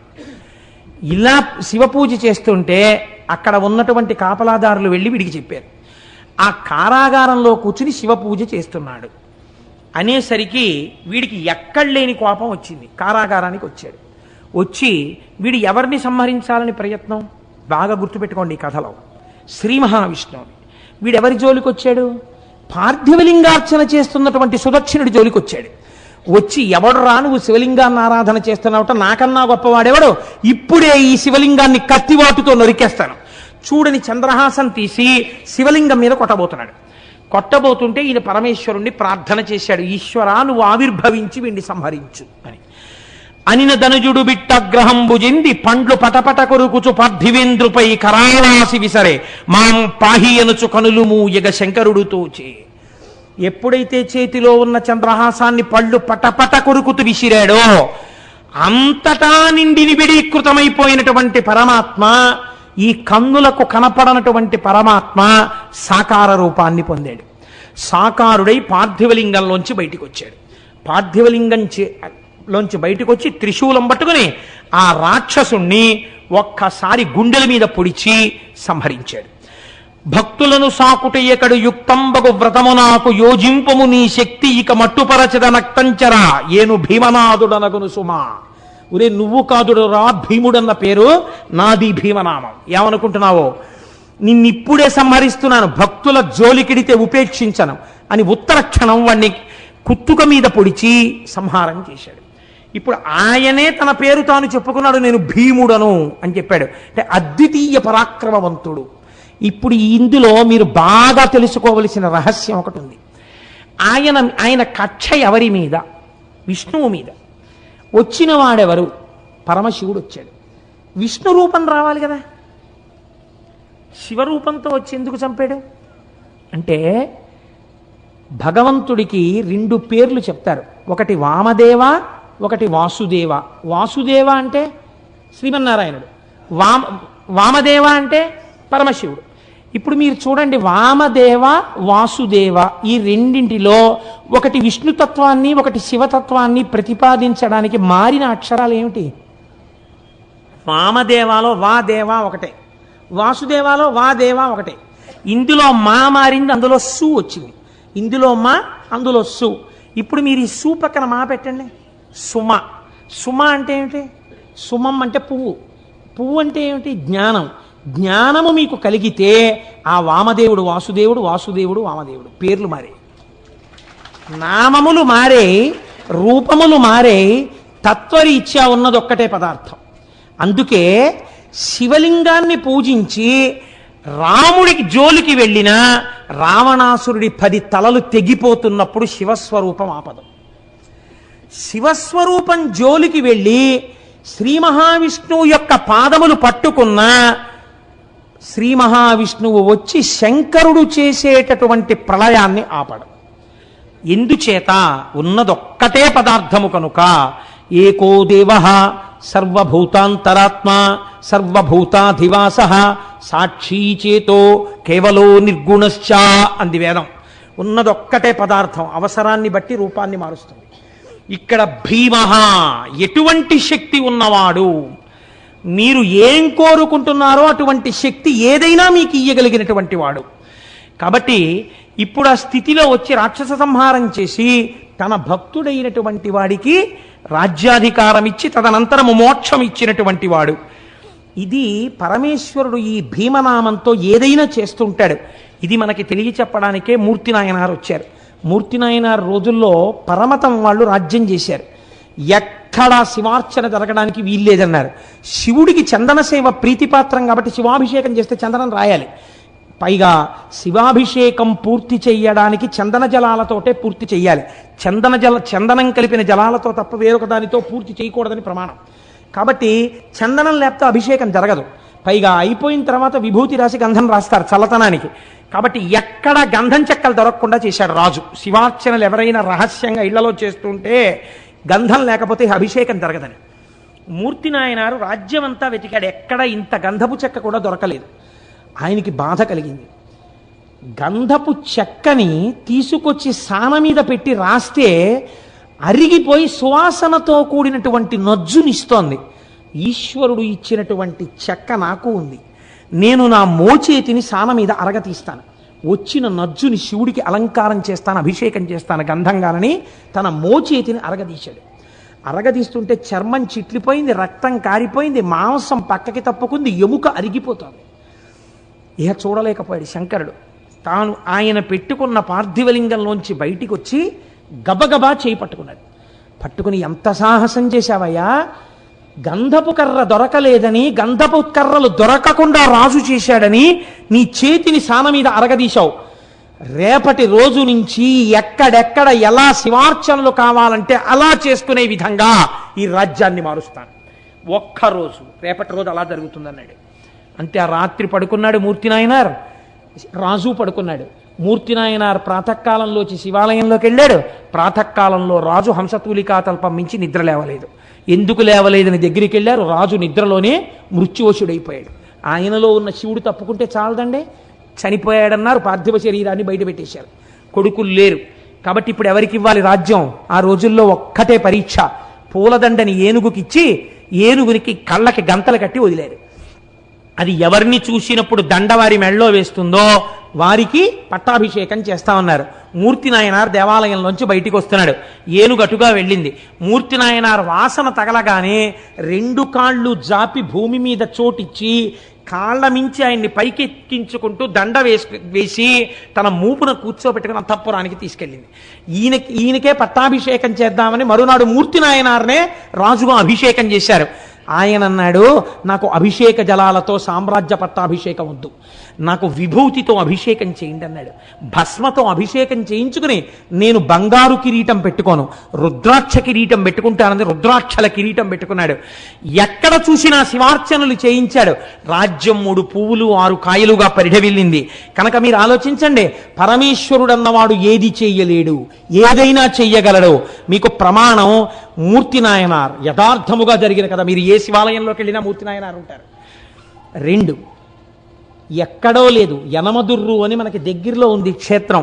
నేను కార్తీక మాసంలో నాతో పాటు ఒక బస్సుతో వచ్చారు జనం, లేదా నాతో వచ్చారన్న ఏమిటి, వారితో నేను వెళ్ళాను, వారు నన్ను తీసుకెళ్ళారు. కాబట్టి యనమదుర్రు అనేది ఒక చిత్రమైన క్షేత్రం. అక్కడ శివలింగం ఉంటుంది. శంకరుడు ఆ శివలింగంలో తల కిందకి పెట్టి పాదాలు పైన పెట్టుంటాడు. ఇలాగా ఎక్కడైనా తల పైకుంటుంది, కాళ్ళు కిందకుంటాయి. యనమదుర్రులో ఉన్న శివలింగంలో శిరస్సు కిందకుంటుంది, పాదాలు పైకుంటాయి. మీరు అక్కడికి వెళ్ళి వాళ్ళని అడిగితే నీరాజనం ఇస్తూ చూపిస్తారు శివలింగాన్ని బాగా. కింద శిరస్సు, పైన పాదాలు, నాభి, వేసుకున్న యజ్ఞోపవీతంతో సహా కనపడతాయి. యమధర్మరాజు గారు ప్రార్థన చేశాడు ఒకానొకప్పుడు, రాక్షస సంహారం చేయడానికి అమ్మా నువ్వు వచ్చి యనమదుర్రులో కూర్చుంటే నీ శక్తిని నాకు అనుగ్రహిస్తే నేను రాక్షస సంహారం చేస్తానని. అంటే అమ్మవారు శంకరుడు యోగనిష్టలో ఉండి ఆయన ఆ సమయమునందు శీర్షాసనం వేసి ఉన్నాడు. తల కిందకి పెట్టి కాళ్ళు పైకి పెట్టి కాళ్ళు పద్మాసనం వేసుకుని ఉన్నాడు. ఇలా పొడుగ్గా కూడా పెట్టలేదు.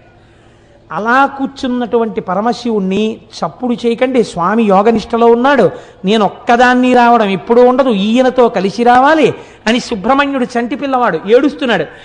ఏడుస్తున్న సుబ్రహ్మణ్యుణ్ణి ఒళ్ళో పడుకోపెట్టుకుని స్తన్యమిస్తూ శంకరుణ్ణి ఓ చిక్కన్ లాంటి దాంట్లో పెట్టుకుని ఎత్తి పట్టుకొచ్చేసింది ఆవిడ. ఆవిడ శక్తి స్వరూపం. ఎత్తి పట్టుకొచ్చి దేవాలయంలో పెట్టి కూర్చుంది. తానే ఒక పుష్కరిణి సృష్టించింది. మీరు కోటేశ్వరారు అబద్ధాలు చెప్పారంటే మీరు యనమదుర్రు వెళ్ళండి, నాతో ఎందరో వచ్చారు, ఇక్కడ ఉన్నారు సభలో వాళ్ళు, మా ప్రసాద్ బాబు గారు ఉన్నారు కదా, ఏం ప్రసాద్ బాబు గారు వాడు అబద్ధం చెప్పట్లేదని చెప్పరేం మీరు? కాబట్టి అక్కడ ఆ ఎదురుగుండా ఉన్న కోనేటిలో ఉన్న నీటితోనే అన్నం వండుతారు స్వామికి మహానైవేద్యానికి. ఆ నీళ్లతో వండకుండా మీరు ఎంత గొప్ప అగ్నిహోత్రం మీద ఎంత గొప్ప మినరల్ వాటర్ తీసుకొచ్చి వండినా సరే రాత్రి వరకు వండినా బియ్యం ఉడకవు అక్కడ. ఇప్పటికీ కూడా ఎదురుగుండా ఉన్న కోనేటిలో నీటితోనే అన్నం వండుతారు. ఇప్పటికీ మీరు కవచం తీసి చూపించమంటే చూపిస్తారు. చూపిస్తే సుబ్రహ్మణ్యుడిని పడుకోబెట్టుకుని పాలిస్తూ ఉంటుంది అమ్మవారు. పక్కన నిశ్శబ్దంగా శంకరుడు యోగనిష్టలో ఉంటాడు. అక్కడ మనం వెళ్ళినప్పుడు కూడా అంత మర్యాదగానే ఉండాలి, ఎక్కువ చప్పుడు చేయకూడదు. నమస్కారం చేస్తే అమ్మ ప్రసన్నురాలు అయిపోతుంది. అక్కడికి ఈ దేవాలయాలు ఇంత గొప్ప ఉండడం ఏమిటని అన్యమతస్థులు ఆ ఆలయాన్ని ఈశ్వరుడి యొక్క శక్తి లేదని మేము నిరూపిస్తామని గుర్రాల మీద గుళ్ళోకి వెళ్ళి వరణ ఉన్నటువంటి కత్తి తీసి శివలింగం మీద కొట్టారు. లోపలికి దగ్గరగా ఒక 200 మంది చొరబడి కొడితే చిత్రం ఏమిటో తెలుసా అండి? శివలింగం పగిలిపోవాలి. శివలింగం మీద కత్తి వాటు పడింది, ఇలాగా తెగిపోతే ఎలా పడుతుందో అలాగే పడింది. పక్కన అమ్మవారు ఉంది, అంతే. ఎక్కడ నుంచి పడ్డాయో తెలీదు, పెద్ద పెద్ద బండరాళ్ళు పడి లోపలికి వెళ్ళిన 200 మంది నజ్జైపోయారు. శివలింగం అలాగే ఉంది. మీరు ఇప్పటికీ ఆ కవచం తీసి చూపిస్తే వాళ్ళని అడిగితే చూపిస్తారు, కత్తివాటు ఉంటుంది శివలింగం మీద. అమ్మవారు ఇప్పటికీ శక్తి స్వరూపిణి అయి ఆ యనమదుర్రు గ్రామంలో లోకాన్ని కాపాడుతూ ఉంటుంది.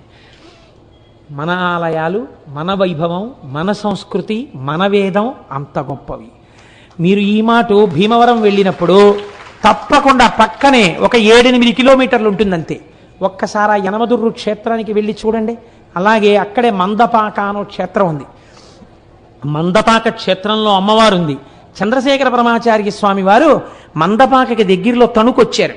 తణుకొచ్చి ఆరాధన అయిపోయిన తర్వాత పడుకున్నారు. వారు పడుకుని నిద్రపోయి మర్నాడు లేచి వెళ్ళిపోదామని అర్చకులు వచ్చి మందపాక నుంచి అడిగారు, అయ్యా ఒక్కసారి మీరు మందపాక కూడా రావలసింది అని. వామాచారం ఉంటుందేమో అక్కడ, నాకు అనుమానం, నేను రానన్నారు.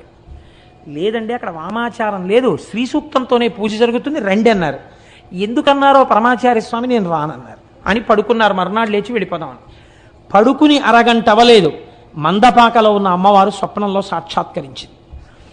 ఏమయ్యా బిడ్డ, నిన్ను రమ్మని కబురు చేసింది నేనే, ఇంత దూరం వచ్చావు, నాకు దగ్గరగా వచ్చావు, ఒక్కసారి నిన్ను చూడాలనుందిరా నాన్న, నీ చేత్తో అభిషేకం చేయించుకోవాలనుందిరా, నీతో కుంకుమార్చన చేయించుకుందామనుందిరా, నాకు వెళ్ళిపోతావా నా దగ్గరికి రాకుండా? అలా వెళ్ళిపోదాం అనుకుంటున్నావా అంది. అంతే. ఉత్తరక్షణం లేచి స్నానం చేసి నడిచి మందపాక వెళ్ళిపోయారు. తెల్లవారేటప్పటికి పరమాచార్య వెళ్ళిపోయి అమ్మవారికి పూజ చేశారు. మందపాకలో ఏమిటో తెలుసా అండి? మీరు కావాలంటే వెళ్ళి చూడండి, పెద్ద దేవాలయం. ప్రొద్దుటి నుంచి గోత్రనామాలతో పూజలు జరుగుతాయి. మధ్యాహ్నం 12 గంటలకి అమ్మవారి యొక్క శిరస్సు మీద ఒక గిన్నె లాంటిది ఉంటుంది. అది మీరు మామూలుగా ఇలా కదిపితే అదేం పడదు, ఇలా ఉంటుంది. దాంట్లో పువ్వులేసి అర్చకులు అత్యంత భక్తి శ్రద్ధలతో వినయ విధేయతలతో చేతులు కట్టుకుని నిలబడి మంత్రపుష్పం చెప్తారు. ఓం జాతవేదసేసు నవామసో మమరాతీయతో నిదహాతి వేదః సనఃపరుషదతి దుర్గాని విశ్వానావేవ సింధుం దురితాత్యగ్ని అని దుర్గా సూక్తంతో మంత్రపుష్పం పూర్తయ్యేసరికి అమ్మవారి మీద ఉన్నటువంటి పూల గిన్నె ఇలా ఒరిగిపోతుంది. ఆ పువ్వులన్నీ అమ్మవారి పాదాల మీద పడిపోతాయి. ఒకవేళ పూజలో తేడా ఉంటే గిన్నె పడదు. అర్చకులు బయటకు వచ్చి జరుగుతారు మంత్రపుష్పం. అప్పుడు పూజ మళ్ళీ చేస్తారు, స్నానం చేసి మళ్ళీ పూజ చేసి మళ్ళీ బయటకు వచ్చి మంత్రపుష్పం చదువుతారు. అలా ఒక్కొక్క రోజున 3-4 కూడా అవుతుంది. అమ్మవారి మీద ఉన్న గిన్నె ఒరిగిపోయి పువ్వులు పడిపోయిన తర్వాత పూజ పూర్తయినట్టు. అప్పుడు ఇళ్ళకెడతారు అర్చకులు. ఆ అర్చకుల ఇళ్ళకి కూడా మమ్మల్ని అక్కడ భీమవరంలో ఉపన్యాసానికి వెడితే నేను వాళ్ళకి బంధుత్వం ఉంది. వాళ్ళు ఒక్కసారి మా అర్చకుల ఇంటికి కూడా రండి చూద్దురు కానీ నన్ను వాళ్ళ ఇంటికి కూడా తీసుకెళ్లారు పాపం. కాబట్టి ఇంతంత ప్రశస్తమైన క్షేత్రాలు, ఇంత గొప్ప గొప్ప క్షేత్రాలు మన కళ్ళ ఎదుట ఉంటే నేను నమ్మను భగవంతుణ్ణి, నేను భగవంతుడికి నమస్కారం చెయ్యనంటే ఈశ్వరుడికి లోపం వచ్చిందండి? ఎటువంటి జ్యోతిర్లింగాలు, ఎటువంటి భీమనాథుడు, ఎటువంటి శాసకుడు ఒక్కసారి వెళ్ళి ఆ మహానుభావుడి దగ్గర నిలబడి ఆ భీమేశ్వర జ్యోతిర్లింగం దగ్గర స్వామికి ఢాకిన్యాం భీమశంకరం, భీముడు శంకరుడు మీకు శుభం చేస్తాడు. ఒక్క నమస్కారం చేస్తే ఆయనే కాపాడి ఎటువంటి దుఃఖాలు రాకుండా రక్షించగలిగిన పరమాత్మ. రోజు ఇవాళ 5-6 లింగాలు చెప్పేయాలనుకుని వస్తాను. 2 లింగాల గురించి చెప్పడం ప్రళయం అయిపోయి కూర్చుంటాను. కాబట్టి ఇవాళ కూడా ఒక 2 లింగాలు ఏమి తొందర, ఈశ్వరుడు అలా చెప్పించుకోవాలనుకున్నప్పుడు నాకేమి, నేను ఎందుకు సంకల్పం చేయాలి, అయిపోవాలని. ఆయన ఎలా చెప్పించుకుంటే అలాగే చెప్పించనివ్వండి. రేపటి రోజున మీరు కొన్ని లింగాలు ప్రస్తావన చేస్తాను. ఆదివారం సాయంకాలం మాత్రం వారణాసి.